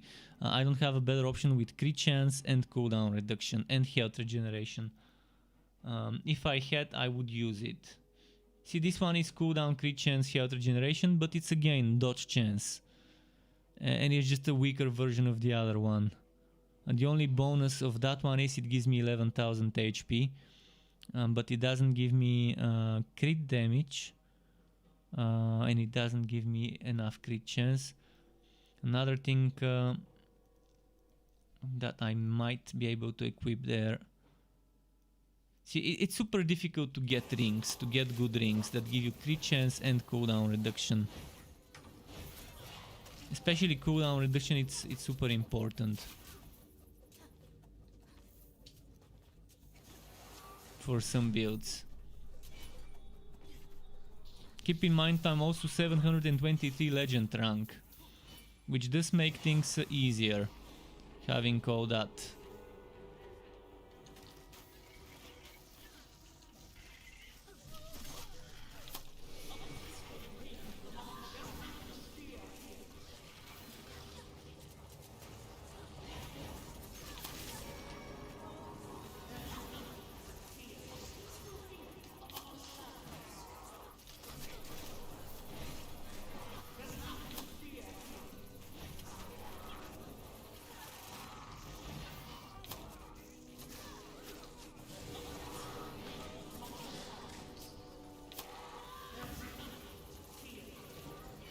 Alright.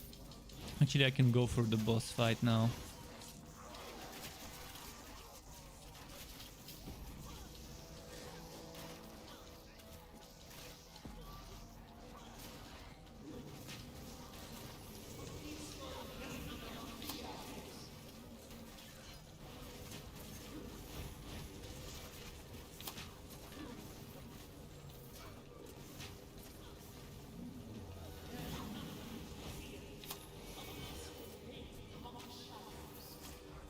Not bad, eh?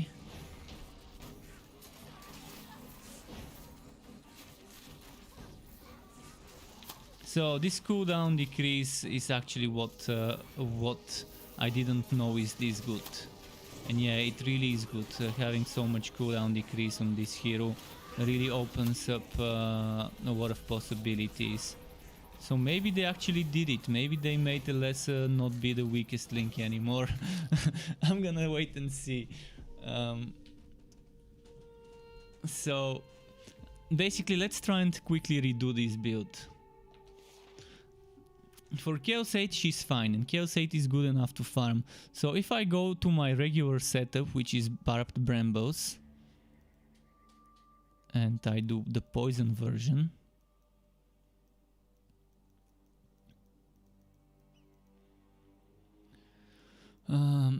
for more melty melt, and I remove this one, and I put this one.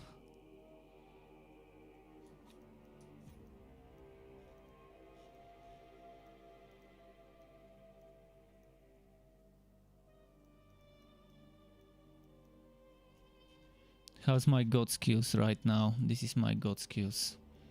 Cooldown reduction, 35% cooldown reduction. And here I'm going for this 5% cooldown reduction in this hunting feast.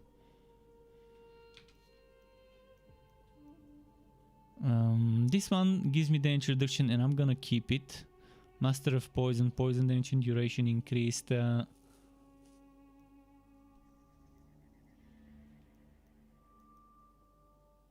This is damage reduction. See, one thing I wanna try now is Pyro Cut Superior. But it's physical damage. But that's gonna give me damage reduction. First I'm gonna check Barbed Brambos, then I'm gonna check Spyro Cut. But I think Spyro Cut is for a physical build. But I can stack Spyro Cut and Hungry Roots and get some nice damage reduction. And stack it with some of the other sources of damage reduction. I'm not even using... Oh no, actually I am using Guardian Spirit. I am using the Guardian Spirit. And keep in mind I'm using cheating links. My damage is decreased by a watt. But I've got that extra 15% damage reduction from that ring. If I were to remove this ring and put something like Old Ring of Resonance, I will be doing much more damage, but I would have less HP and less damage reduction. So, do I go for more cooldown? Or for piercing, crit chance and damage? I don't have good old Rings of Resonance. Ideally, I would have some nice Rings of Resonance there. Everlasting Summer, let's put it here. Let's check it like that. Let's check removing the cheating links and see if I can survive. First in the tower and then outside. So cheating links obviously was crucial for my survivability.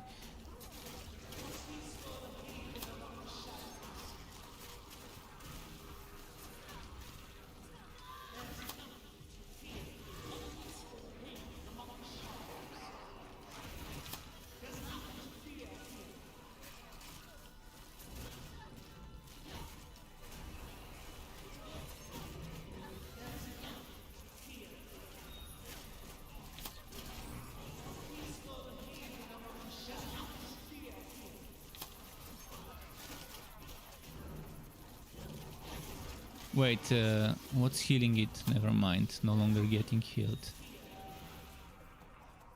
Okay, we got that key.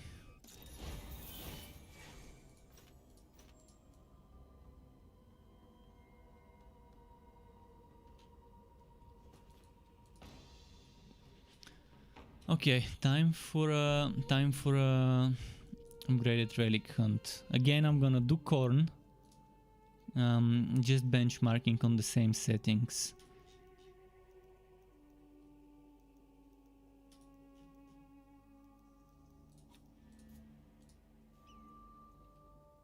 Making sure I'm running the exact same stuff when doing changes to the skills and stuff.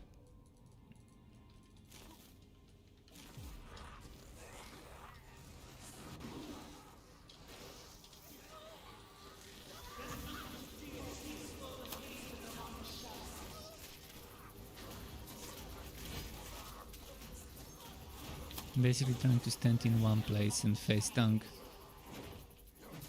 It works fine for Chaos 8. I'm gonna try Chaos 9 and Chaos 10 later, just to see when she falls, when she crumbles. Would it be Chaos 9 or Chaos 10?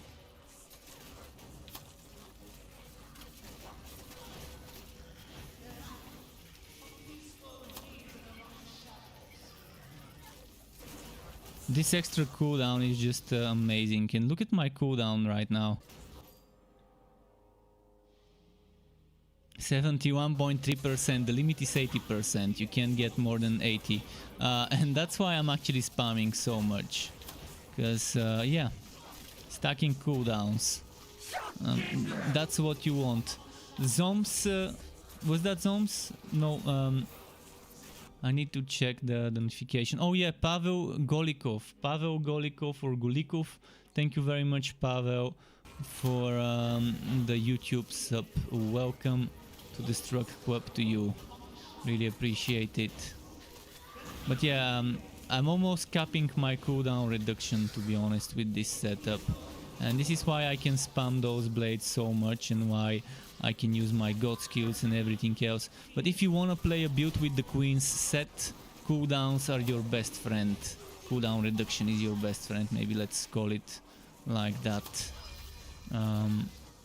It will help you, it will help you. And someone else just subscribed, Fotis Davidson as well subscribed, thank you very much. To both of you, I really appreciate helping me grow that channel.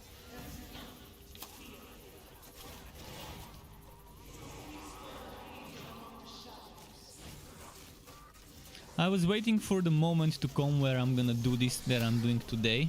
Go on every single class and see what happened, what changed, and how those changes affect us and what builds they want us to play with based on the changes. For a lesser, obviously the Queen's set is not bad. Again, I'm gonna try Chaos 9, Chaos 10 after this one without changing anything. I think this is good setup as a base to try and push further. I still got 300k HP. It may not be too much for Chaos 10, but it's good enough to maybe not get one shot but two shot. So we're gonna be avoiding one shots and hoping the health regeneration would keep us alive along with the damage reduction. And if need be, for Chaos 10, if I'm not surviving, I would replace the Brambles with the Spiral Cut, even though it's not poison but physical, to see how that helps. And if need be, I could also use the cheating links for Chaos 10 for solo.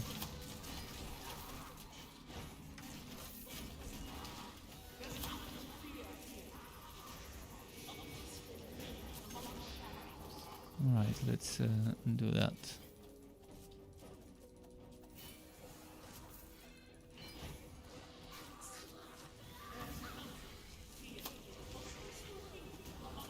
Keep in mind, ricochets from walls are amazing when you use them in maps like this one. Especially if the wall is right behind your target. You can just throw the blade, it ricochets and it hits immediately. Another time. Don't rely too much on it, but keep it in mind when fighting in maps like that, or some of the Tomb Kings with the corridor. For example, if I position myself 90 degrees to the boss, on this map.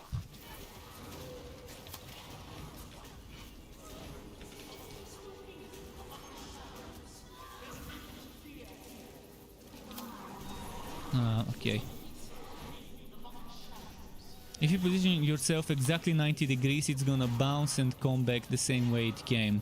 It's very difficult, but if you're good at trick shots, you might have some fun with those. It's much easier if the enemy is glued to the wall. I'm gonna try and show you.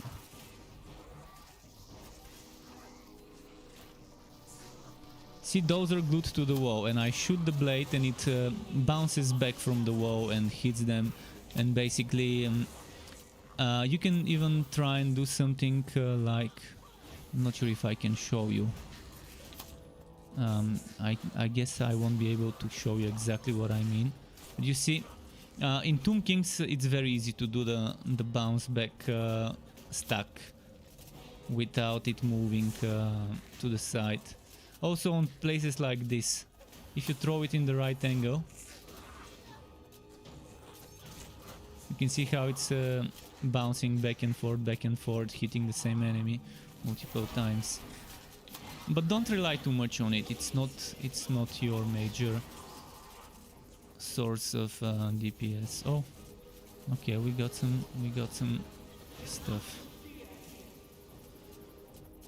Time for Chaos 9 and after that Chaos 10. Same map, same settings. I'm just gonna keep it the way it is.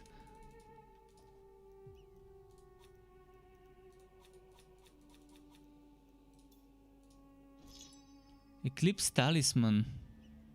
Oh, it's the one that gives us damage reduction based on our health regen, but reduces our health regen. I wouldn't sacrifice Ember Talisman, to be honest. But if you feel like it, you could sacrifice it. If you have Master Archer Bow and you have the ring with cooldowns, which I wish I had a good version of. Where was it? Ring of the Guardian, I think it was called. Ring of the Guardian, this ring. If you have a Ring of the Guardian and Master Archer, then you can sacrifice the Ember Talisman and take Eclipse Talisman. But keep in mind, reducing your health regeneration reduces your damage if you're using Executors. I strongly suggest against using Eclipse Talisman with Executors. Maybe on other builds, sure, but on Executors build, that's basically crippling your damage by 50%. And yeah, you can probably get a lot of damage reduction. If I can kill an enemy, I can get even more health regen. So right now this is 29% damage reduction. And if I kill an enemy, I can probably get that around 35% damage reduction. But that's also gonna give me, instead of 400% damage, only 200. And that's a lot to lose. But that's an option. That's an option, because you don't have to cripple your damage with a cheating link. And I would still prefer to cripple my damage with a cheating link, because that's only 50%. And I get 15% damage reduction and 50% HP. So if I were to sacrifice damage for survivability, I'd rather do cheating links instead of crippling myself with an Eclipse Talisman. But if you have a good Eclipse Talisman, it's not so bad.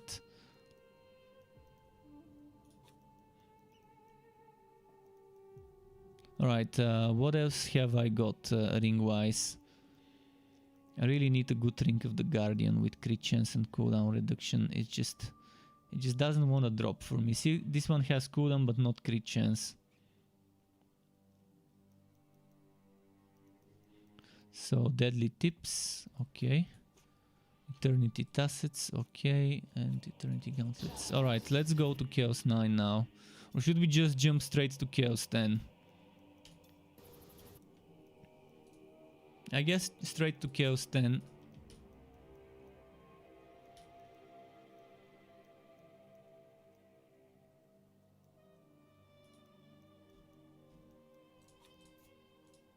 Skip Chaos 9, just from Chaos 8 to Chaos 10, see if I can handle this. The biggest problem would be the survivability. I think my damage would be fine.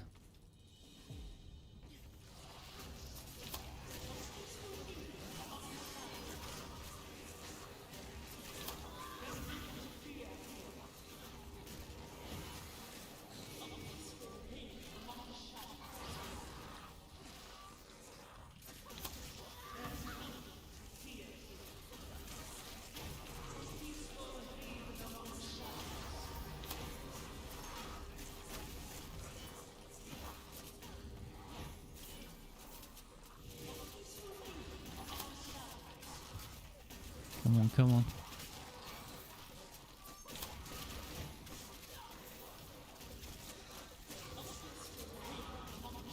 Let's try and group them here.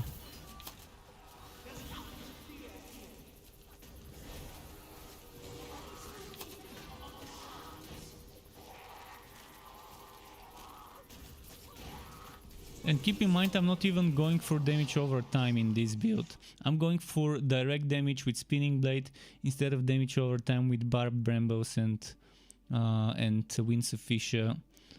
And yeah, whatever else. This one also poisons. I don't think I can take a hit from this dude, so I'd rather avoid it. Not on Chaos 10 for sure. But well, it does Chaos 10 so far. We're doing Chaos 10 so far on a lesser, mind you, of all the heroes. On a lesser, I think I missed my turn, or maybe not. And the damage is not too bad. The survivability could be better. Obviously, it requires a lot of dodging to survive. But the damage is good enough for so Chaos 10. Fuck, I got burnt or something. I'm not sure, I was taking a lot of damage over time from something. I think what I need is health drain. Keep in mind some of my items are legacy before the changes to counter-attack damage, so very old items. This is a very old item, this is a very old item. This I think is also old.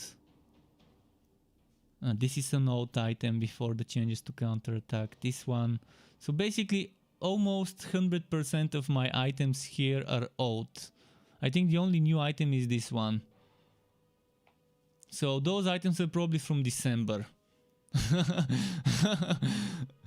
Something like that. So this is how little I've been able to upgrade my gear on this hero. You can, if you see this WoW counter-attack damage, you can tell it's a legacy item. New items with counter-attack would be like 700 on accessories instead of... okay, this is probably new as well because it's 800. And on armors you should be able to see something like this, 1400 instead of 600, 600, 700. See, you should see double the counter-attack on armors and on weapons.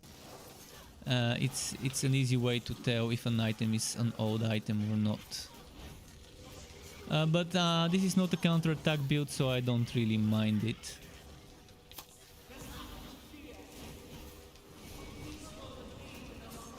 But yeah, for now we are surviving without the need of cheating links and without the need of spiral cut. And the damage is not too bad.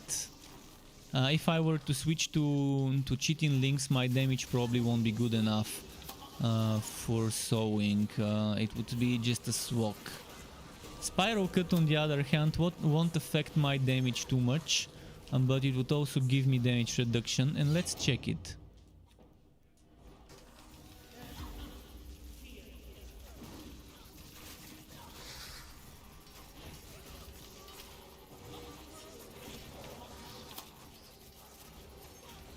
I'm not gonna use it for damage, I'm just gonna use Spiral Cut for that damage reduction buff.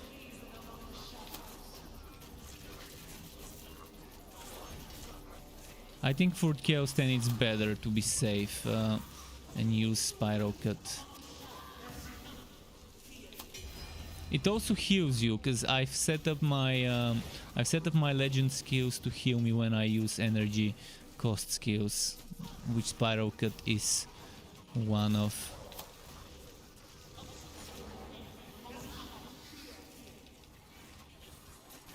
So yeah, I think they've done a splendid job with at least making a build like this being possible and more viable than before. I mean, I've been wanting to have a poison centric build on a lesser with the not the poison as a poison damage over time, but poison direct damage build with the lesser. with the spinning blade for Chaos 10 that can survive and still have good DPS. Obviously Chaos 10 is not what you want to speedrun, but hey, it's sewing and it's a lesser.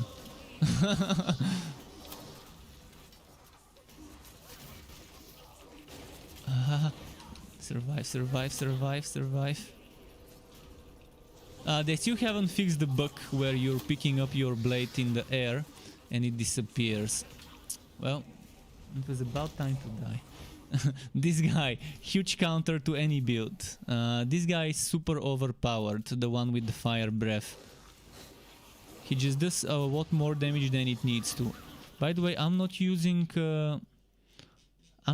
padded armor, mind you. I'm not using this great source of survivability. So if I sacrifice this damage from health regen, this gives me the health regen damage. If I do this, it's probably gonna be better for Chaos 10. So basically, the one enemy you have to be very careful for is this guy with the fire breath. Just dodge it. Stop attacking once he starts that. Once he starts this.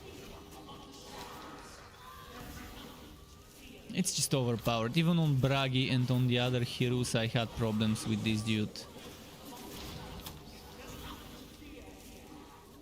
With enough health drain it would be nice, but again all of my items are before health drain existed in the game. So if this has health drain and this has health drain and this and this have health drain, it would be much easier to survive for me. So instead of the crit damage, health drain, or instead of the counterattack damage, health drain. But again, this is mediocre gear, and this gear is, let's say, 70% min-maxed, maybe even 65. First of all, some items like that ring, I don't want that ring with the dodging. I would ideally use Oath Ring of Resonance to stun the enemies. Stunning really does help on Chaos 10 and 9. And it's just something that stacks up nicely. Gives you an opening to damage, allows you to interrupt healing effects like the Trolls healing and like the Demon Prince healing. If you time your stun correctly.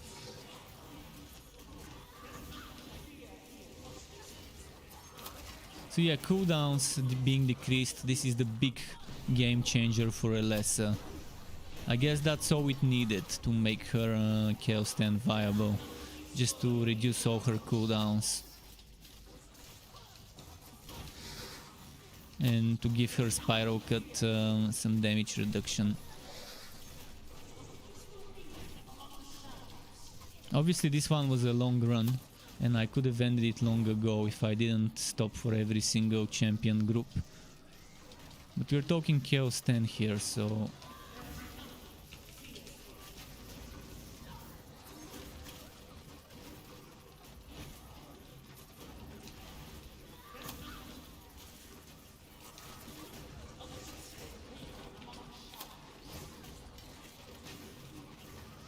Oh, I got stunned. Survive, survive, little elf. Survive, little elf.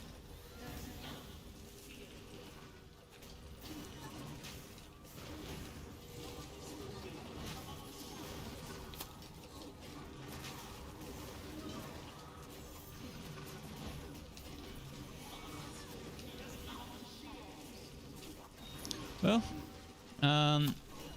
I can confirm Alessa Chaos 10 viable with this build. In the right hands, with the right gear.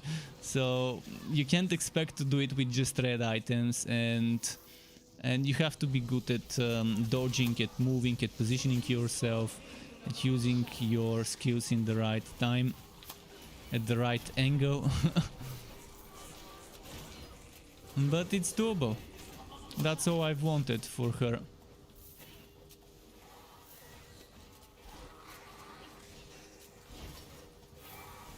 Definitely not an overpowered build, but not an underpowered either. And Ritkitu is saying here, is it sorry Ritkitu, I was doing Chaos 10 and I couldn't look at the chat while doing Chaos 10 because just one moment of distraction and I'm dead. If you're still here, Last Epoch, whether it's worth buying, that's a very tricky question, because I don't know exactly what you would like in the game, but I can tell you what's good in the game and what I don't like. I don't like how they made it super slow to level up skills from 0 to 20. If you change your skill and you want to level up a new skill from 0 to 20, I don't like this. I don't like the arena, the endless arena, which is basically a no-life competition kind of leaderboard thing. That you don't have an option to exit and continue tomorrow where you left off. You have to do it on one go, and not everyone is such a no-lifer to be able to do 4, 5, 6 hours constantly spamming the same boring type of content just to get a higher result in the leaderboard. Apart from that, the game has an amazing itemization system, amazing crafting system. So Last Epoch, if you're considering buying Last Epoch, the itemization is one of the biggest pulls. The skill system, where you have passive skill trees on your active skills, another amazing thing. In general, I think Last Epoch is gunning for Path of Exile players. So if you like Path of Exile, most likely you would like Last Epoch. That's what I can say. And Finn is saying, this game is dead for me. You bought the maximum version with season pass, but you still need the new character. Yeah, the new character is behind the paywall because the season pass ended with the Tomb Kings patch. Actually, the Tomb Kings was the final thing from the old season, the final paid content from the old season. I'm not a big fan of that myself. I'm not a big fan of this myself. I would have liked for this hero to be free, the same way Kiwa was free, or at least to offer us a new chapter of the story.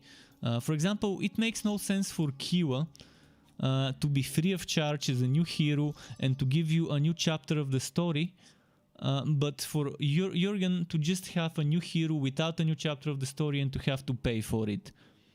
The same way it doesn't make sense to pay for god skills.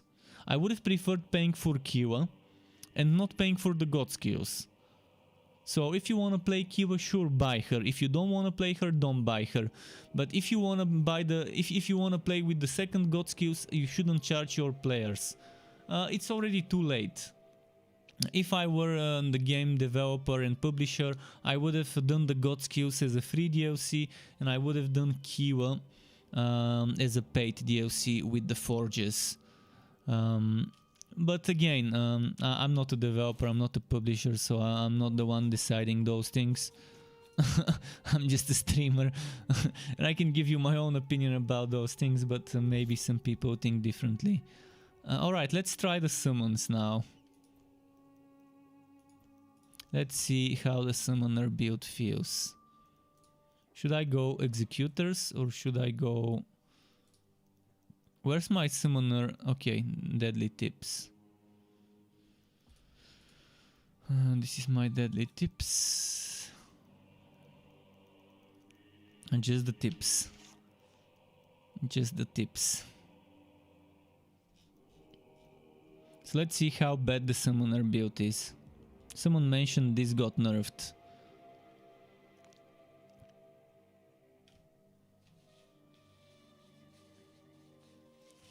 So this could stack 100 times for 100 damage. It now stacks 50 times for 50% damage. And I guess you're better off running the healing ones. I'm gonna change to Chaos 8 first.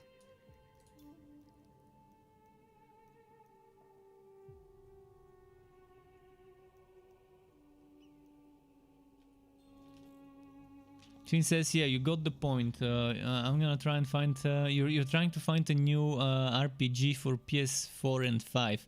Well, what type of RPG? Are you looking for a Diablo style Wooter? Or are you looking for something different? what type of RPG are you looking for? Because there's, I guess, a lot of RPGs for PS4 and 5 that are single player, not co-op, that have some epic story. And if you want a good RPG shooter, you can look into Cyberpunk 2077. And if you've never played the Witcher series, that's a very good fantasy RPG as a single player choices matter kind of item, kind of game, where your choices are really important in regards to doing quests, like whether you save this NPC or kill this NPC, whether you help this character or that character. Cyberpunk is made from the same company, CD Projekt Red, that made the Witcher series. So that one is my suggestion for December. 10th of December is when it launches, so we've got 9 days until then. Wait, what's this build I'm playing? I forgot to check my skills. Oh, I'm playing the Poison Summoner. Oh, well, okay. This is not the build I wanted to play, but let's see how it goes. So I'm basically running Call of the Spirits Heroic, Defiler's Reckoning, Wild Incarnation with Poison, so the superior, Hungry Roots Poison. That's a weird build I'm running. Very weird build I'm running. And am I using Howled Spirits? I am. Guardian Spirit as well, and Force of Nature. Okay, interesting build I'm running now. I guess it's one of my experiments. We can take it to Chaos 10 and see if it can survive. Most likely with this HP I'm gonna have problems. We'll see.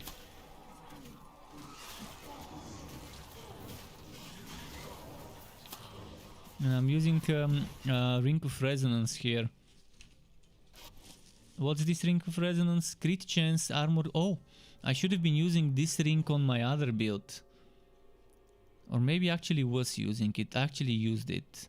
I replaced the cheating with it, if I'm not mistaken.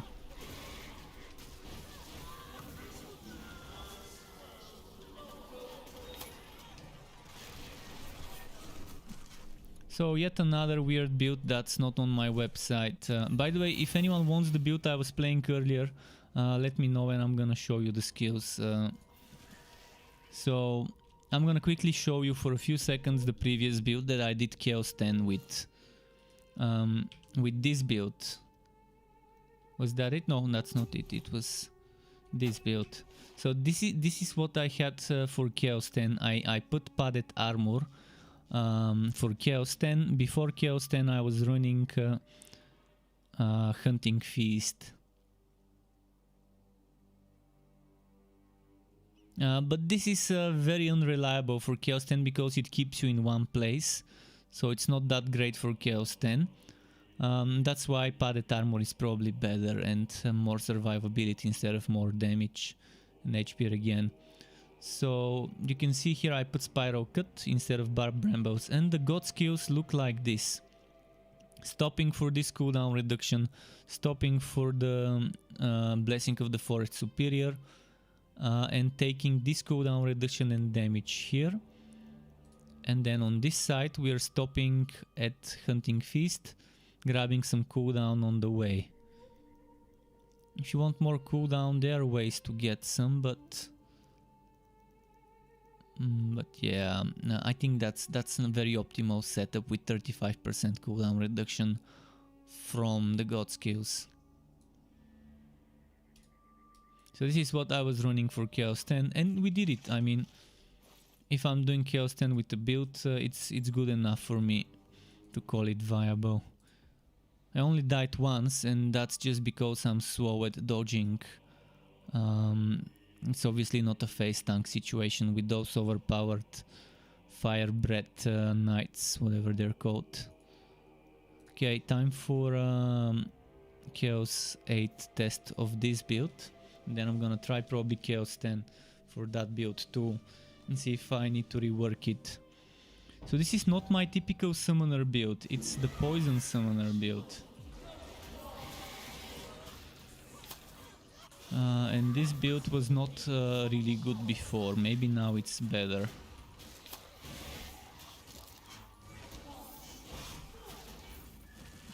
Caro TG says, I love the game despite the criticism. I admit that I was very disappointed with the latest update despite the high price of the new character. Here in Brazil, you bought the DLC. Well, what exactly were you disappointed in the update? Was it that it was just a hero for the DLC? Because the update was free, the DLC wasn't free.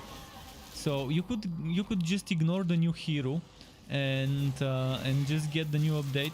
But the only thing I'm disappointed is that they're reducing the damage reduction of all things that were giving us damage reduction, and that makes Chaos 10 so a bit more difficult. But I just did Chaos 10 on my mage, and I did Chaos 10 on Elessa of all heroes, which Elessa was having a hard time with Chaos 10 before. Summoner builds could do it, but not reasonably quick.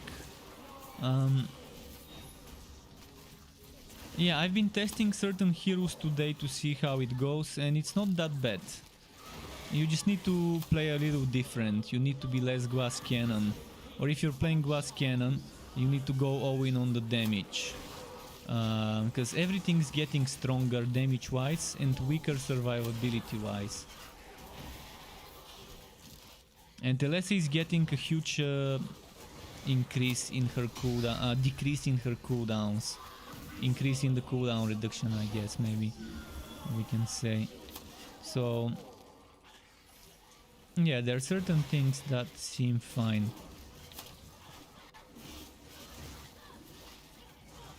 Yeah, I'm gonna take this build to Chaos 10 as well, see if I can solo with it.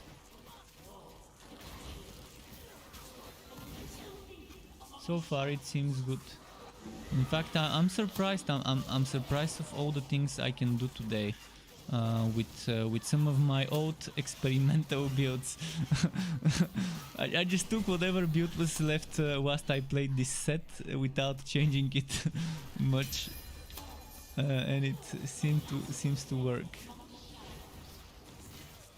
We'll see if I can do it on Chaos 10 though. Chaos 9, sure, it passes. Chaos 8, I mean, it passes. I'm not gonna do Chaos 9, I'm gonna jump straight to 10.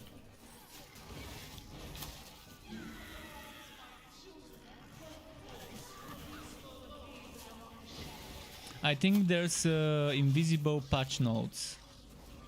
Things that they didn't mention in the patch notes, but I think the summons do more damage now. I think the summons somehow started doing more damage, the more basic summons. I think in fact even the big summons do more damage now than before. Maybe it's because some passives give me more damage. Maybe it's something else.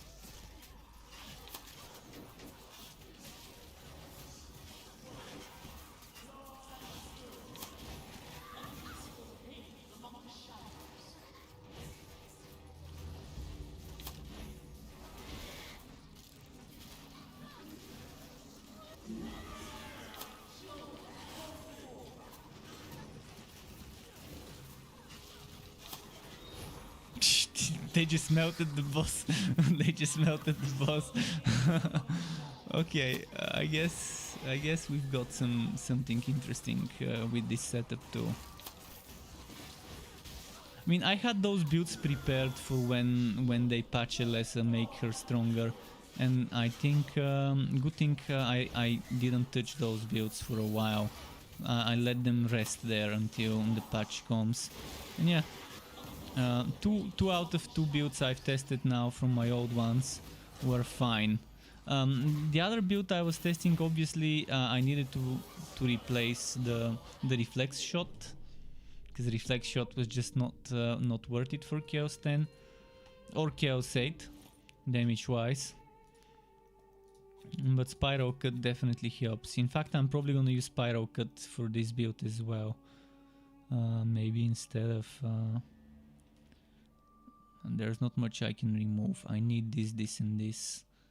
I also need this And I'd rather have this damage reduction than Spiral Cut, because it's cooldown skill. What did we get? Eclipse Talisman, another one. Chaosbane, here we come.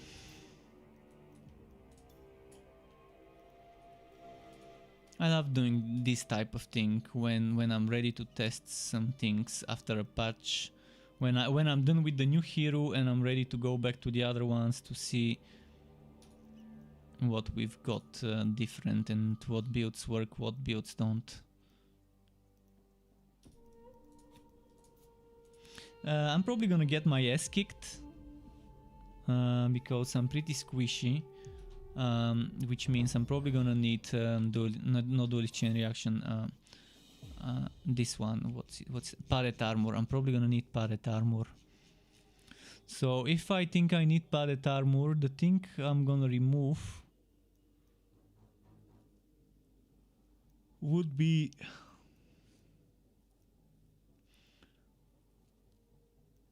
for pallet armor. I'm probably gonna sacrifice this. This one is for 20 seconds. I can keep killing champions every 20 seconds. This is gonna give me much more damage than this. Wait, am I using oh, I'm not using executors. This was actually meant to be executors build. The way I've made this build, it was meant to be executors. Because with the executors daggers I could get a lot of damage. Well, on my executors daggers I can't equip right now. I can still get decent damage from the deadly tips. But this is supposed to be the executor summoner executor setup. We are already seeing slowing down of the clearing speed, but well, we jumped to Chaosbane from Chaos 8, and still not bad. She's this spirit, the Dryad, is still doing 22 million.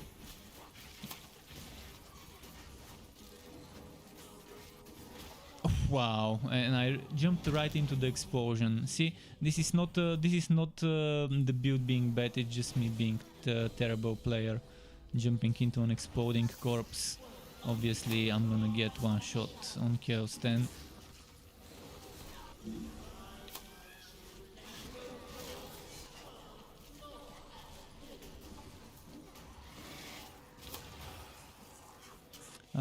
Let's see if I can change something.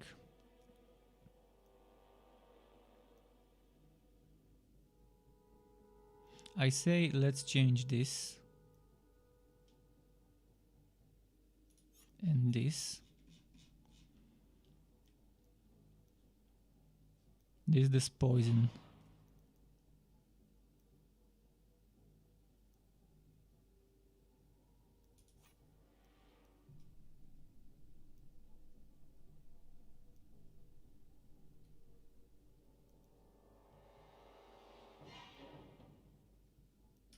And this.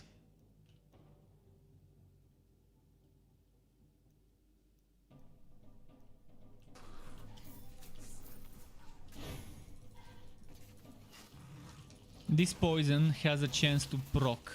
Each tick has a chance to crit, which has a chance to reduce our cooldowns.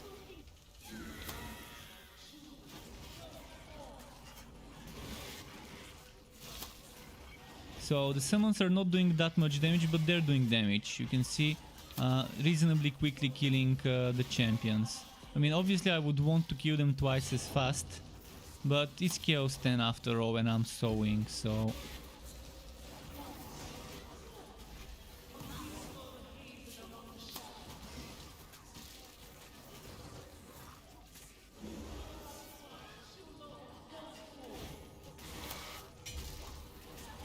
I've got half an hour more, so after this map I'm probably gonna jump on Conrad, see what we can do with the tanky Watt.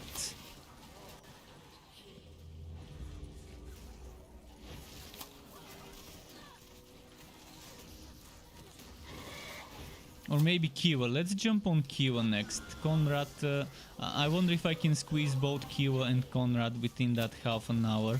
Probably one build on each I can test. See how it's changed. 2 builds would be kind of impossible in half an hour to test for 2 heroes, but yeah, 1 build on each of them. I'm gonna pick the strongest ones, the build with the meteors, the build with the meteors on like the Holy Justice build on Conrad, and on Q I'm probably gonna test the melee build. Not the broken melee build that got nerfed, fixed, not nerfed, fixed, because it was broken, where you could be immortal as long as you kept hitting with that extra life drain on that mechanical hits mastered skill. Almost died there.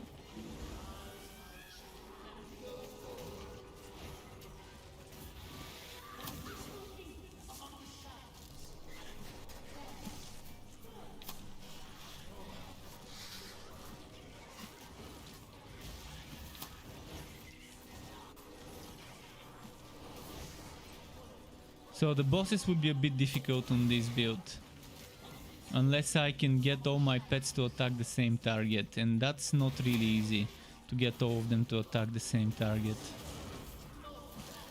When they do, you see melting. When they kind of attack different targets, this happens. Yeah, I'm trying to get them to attack the summoner, they're just attacking some random enemies. This game, like any other game of the genre, needs summons focus attack button. Grimdown has it. It has a button where you can press that button and it tells your pets, summons, whatever you want to call them, to move or attack wherever your cursor is. Torchlight 3 really needs such an option for the pets and summons. And so does any other game in the genre. It's just a must-have in my opinion in those types of games when you have heroes with summons.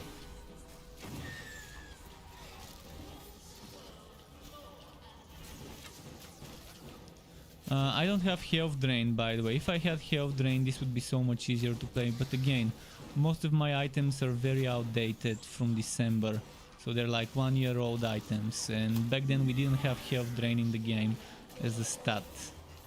So obviously I'm missing that wife steal, which makes surviving so much easier. That's why I'm kind of... See, this guy, the guy that was giving me problems before, is giving me problems again with his fire. I'm standing far and waiting for my summons to kill it.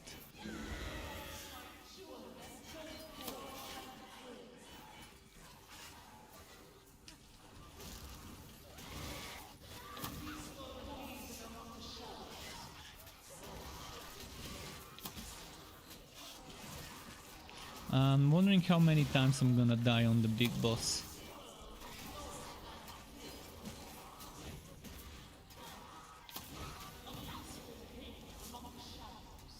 Maybe it's time to just go and check for ourselves.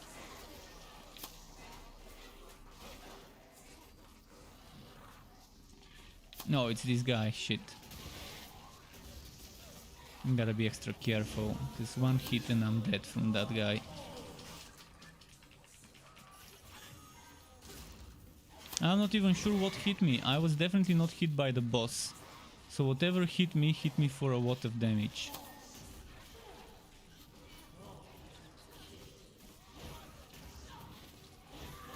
So this is the problem with summon builds on bosses with ATS. It's hard to get them to focus the boss. And I always choose portals. Summoning portals regularly appear, which means my pets are always kind of distracted by those summoning portals. You see, when there's no summons left from the enemy side of things, my pets can focus the boss and it's definitely easier to kill it. But yeah, I just I'm not using the right build for this map. Summons with summoning portals. If there weren't summoning portals, he probably would have died 3 times by now, because they could just burst DPS him. Come on, summons, kill it, kill it, kill it.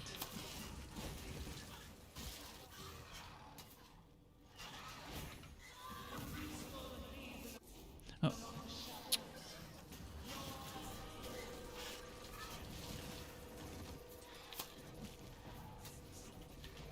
So yeah, if you're playing a summoner build and you want to kill bosses quickly, don't select this modifier. Demonic portals regularly appear. Just not on summon builds. You're gonna have much easier time if you don't pick this. Unless the boss has ads. But even when the boss has ads, you would obviously want to not summon extra ads with the portals endlessly. On builds that need enemies nearby, burning enemies, bleeding enemies nearby, etc. to give you damage, obviously you want those summoning portals. And I like the summoning portals because they constantly give me enemies to kill, to keep the streak going. The kill streak in those maps.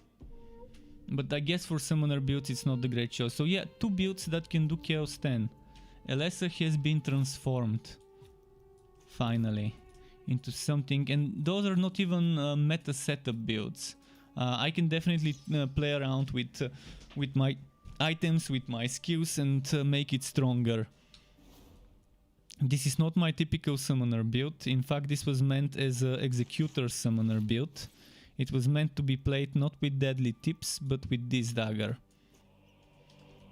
And that's why I had that's why here instead of this and this,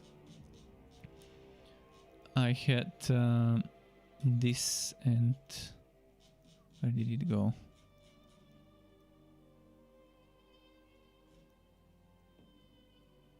I think I had this one. That's why I had those, so I can get more damage from here. This is 334 and this goes up to 400-500 when I stack certain things. Alright, time to switch heroes again. 2 builds for Chaos 10 so viable on Elessa.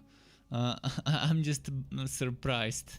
I'm surprised how good she's become with those cooldown increases, cooldown decreases.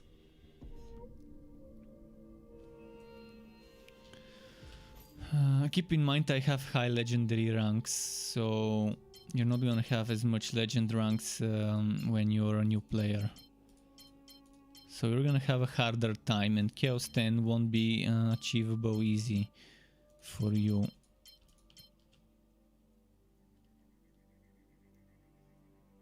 What build am I using? Oh, that was the broken build. That's no longer broken.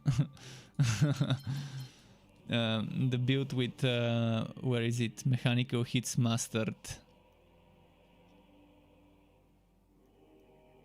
So this build was basically do this, keep hitting with this, and this basically used to keep you alive and give you so much damage. Because that fire damage bonus on mechanical hits was just amazing. Mr. Yuki-san wants me to make a build video for Elessa. I'm gonna try and find some time to make it. I know people want strong build videos for her. I myself was waiting for her to have strong builds. The 2 builds I tested today I can upload as Chaos 9 and with good gear Chaos 10 builds. I tested them, they work. Obviously the other one is the easier one to play, because the summons, you don't rely on the summons with the other one. So I will be making videos, I will be trying to find some time. Keep in mind Torchlight 3 is patching maybe today, maybe tomorrow with the new winter patch. And I'm gonna be a little bit busy with streaming and playing that new winter patch and making forged builds. Because the forged on Torchlight 3 is something I've been waiting for. And then there's gonna be what's its name? Cyberpunk 2020 launch on the 10th of December. But I can try and find a way to at least make one Elessa build, the one with the spinning blade, the one I played earlier. And you can check that build. This video you're watching now on YouTube will be recorded and on my channel, and you can just watch that stream and check earlier when I was playing that other build what my skills and god skills were for the meantime. Alright, now let's see if this build is still strong. This build used to be broken immortal build that can sow Chaos 10. But they nerfed it for a good reason. It was super broken before. It could basically be immortal as long as you're hitting enemies. Alright, obviously it doesn't work anymore. I just tested it, it doesn't work anymore. You're not getting as much wives still. Let's leave the area. And change. I just needed those few seconds to figure out it doesn't work the way it used to before. This means we are reworking. And thanks very much Ryuki-san for subscribing to my channel. I really appreciate it. Welcome to the Struck Club. So we're moving back to my Move Mountain setup. I just need to quickly remember what I had here before.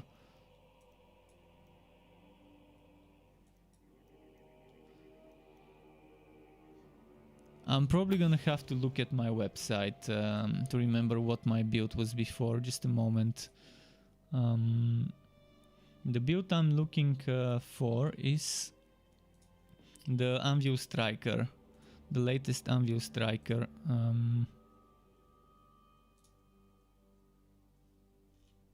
Oh, why don't I have a third build? Okay, I'm missing one for the fire set. I've got more builds on my YouTube, old builds, but let's take Anvil Striker 2.0 and let's look at the god skills. Where are the screenshots? Wait, what happened to the screenshots? Ah, boy. Okay, there we go. It wasn't loading them. I probably need to resize them, make them smaller in size. Okay, so Anvil Striker 2.0, Move Mountain here. Okay, I think I see what I need to do. I just want to do it. I want to do it exactly as it used to be before. So Move Mountain here, and then I took this, and then I took this, I think.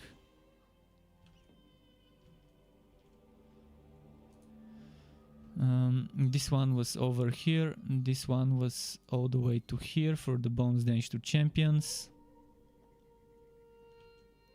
and this one was all the way to here. And on the other page we went all the way to here, if I'm not mistaken. Actually all the way to here.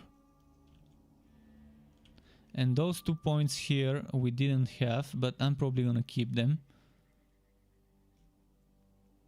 I'm missing 2 points from the website. Because the website didn't have those 2 points, so where did I have the points before then? Oh, I see, I see. I had it all the way to here for cooldowns.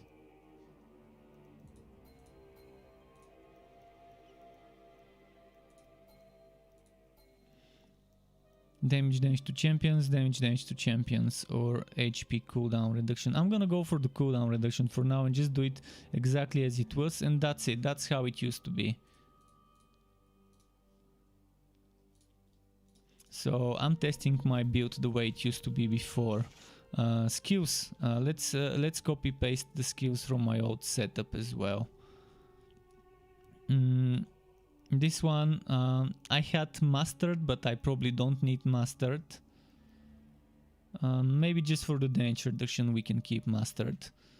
Over here I had Move Mountains, the regular one. Here I had Engineer of War, mastered. This one was superior, and this one was superior. So I guess it doesn't matter if this is superior or not. Wait, why counter? Oh, my items are counter attack damage. Please tell me they aren't. Thankfully they aren't counter attack damage. Okay, because then I would have needed blessings, and I might not have had blessings. So Hero of the Desert, then Duelist Chain Reaction. I'm missing Hero of the Desert here. I don't need this. Duelist Chain Reaction. And I had Makeshift automaton. No. Alternating piston superior. Upgraded automaton superior.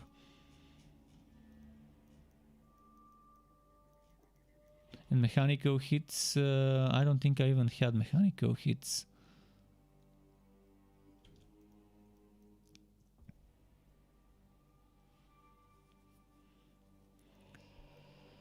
So upgrade automaton superior, damage reduction here, alternating pistons, damage reduction here. Upgrade radiator, did I have it? So upgraded radiator superior. We had that one, upgraded radiator superior. And mechanical hits mastered was replaced by padded armor for survivability. What am I missing? I'm missing something. I guess I'm not. Why do I have 8 points? 8, 7, 8, 3, 7, 8. 8, 7, 8, 3, 7, 8. So 18, 10, 10, 6, 0, 8. 18, 10, 15. Okay, here I had 15.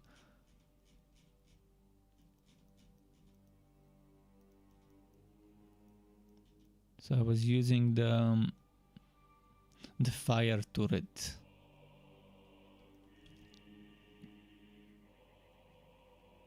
And now I've got 2 points, and yeah, this makes sense now.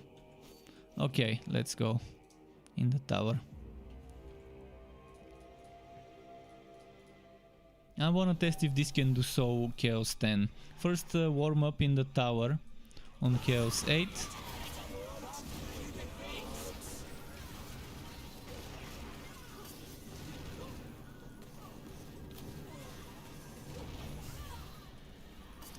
Chaos 8's fine. I'm just gonna jump straight into Chaos 10 after this one for the map.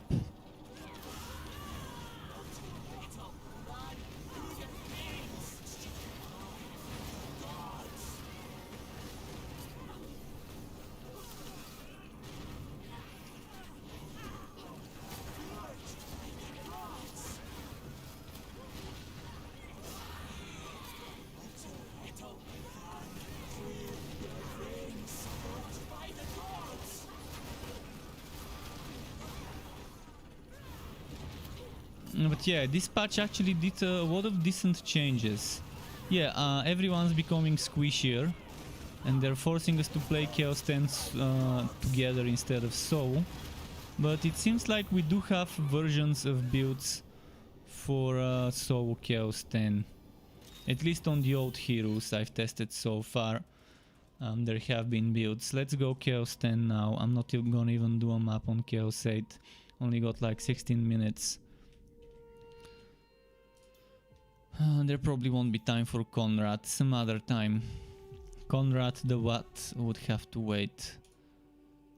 Another corn again. I'm just benchmarking on this type of map with those types of modifiers to make sure everything's the same.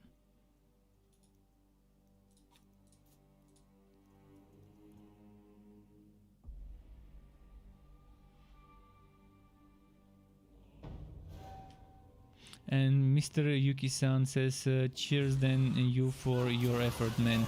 Thank you very much, man. Thank you very much.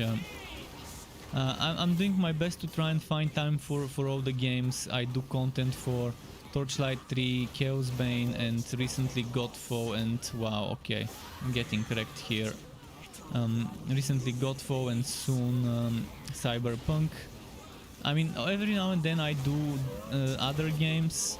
For example, I did Baldur's Gate 3 this year, which I was waiting for, and I'm gonna go back to Baldur's Gate 3 when they add some more content, substantial changes, to do another playthrough. But yeah, my main game has been Torchlight 3, with Chaosbane being my second main game, number 2. And I've made a lot of content for those two so far. But there's just so many games I wanna try and play.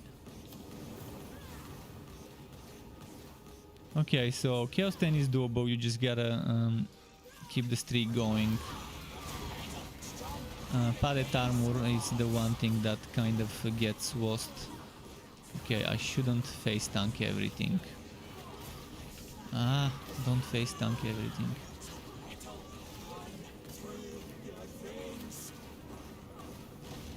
I need more health drain.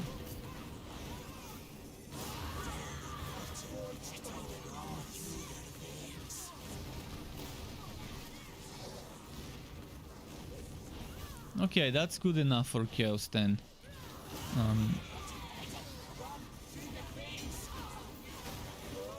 Maybe a bit more energy again, so I don't have to use my...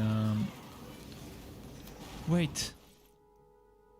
I forgot to check my items. Stonebreaker?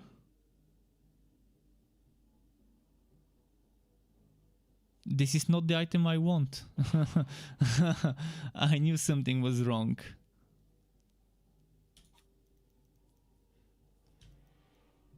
Siegebreaker ring, obviously not the best ring for Chaos 10. Granite ring, okay, so I need to pick up Bloodlust Orbs. Or I can just put insulation instead of this. If I have a good row on it. So losing a little bit of cooldown and crit chance and a lot of armor piercing, but getting... Oh, I don't want to lose the health drain. Fiery Ring of Tori on the other hand would work pretty nicely. But it doesn't have crit chance... it doesn't have cooldown. And no health drain. Okay, for now let's use whatever I've got. Again, I don't have the most optimal items. Yet Chaos 10 is still doable.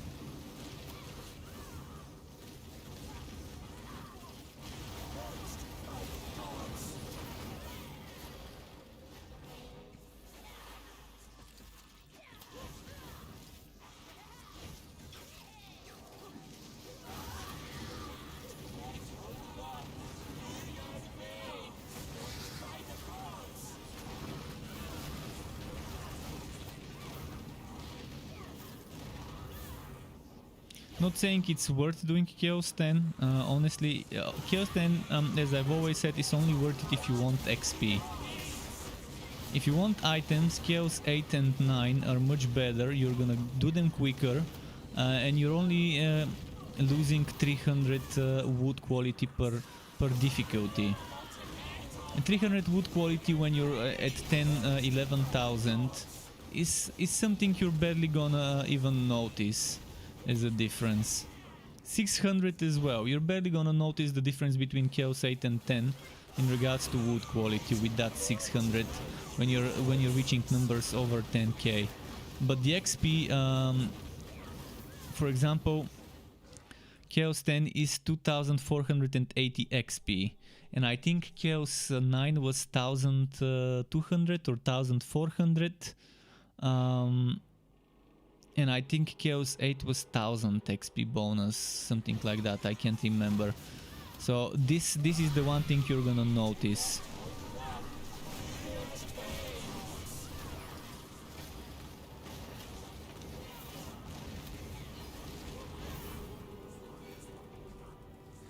So this build seems to still work, just as good as before. Maybe a little bit more damage now than before.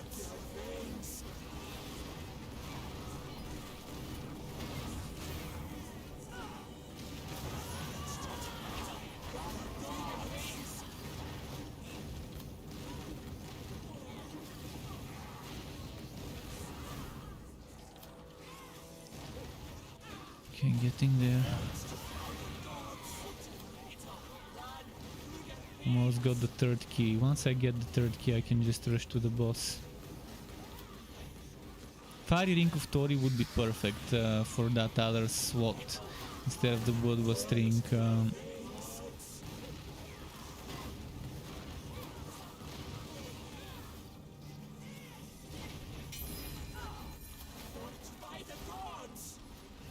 Oh, not a throw, not a throw.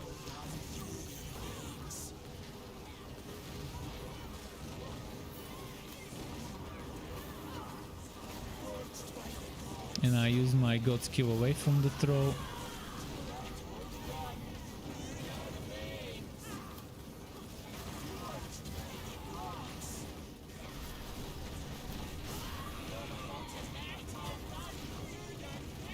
Can I face tank it? Shh.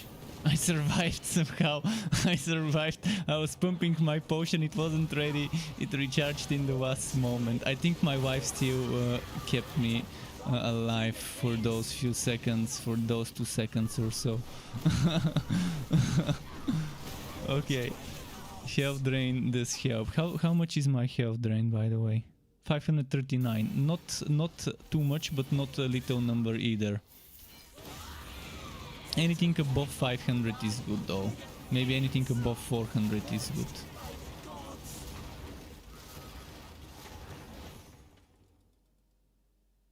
So this works for Chaosbane.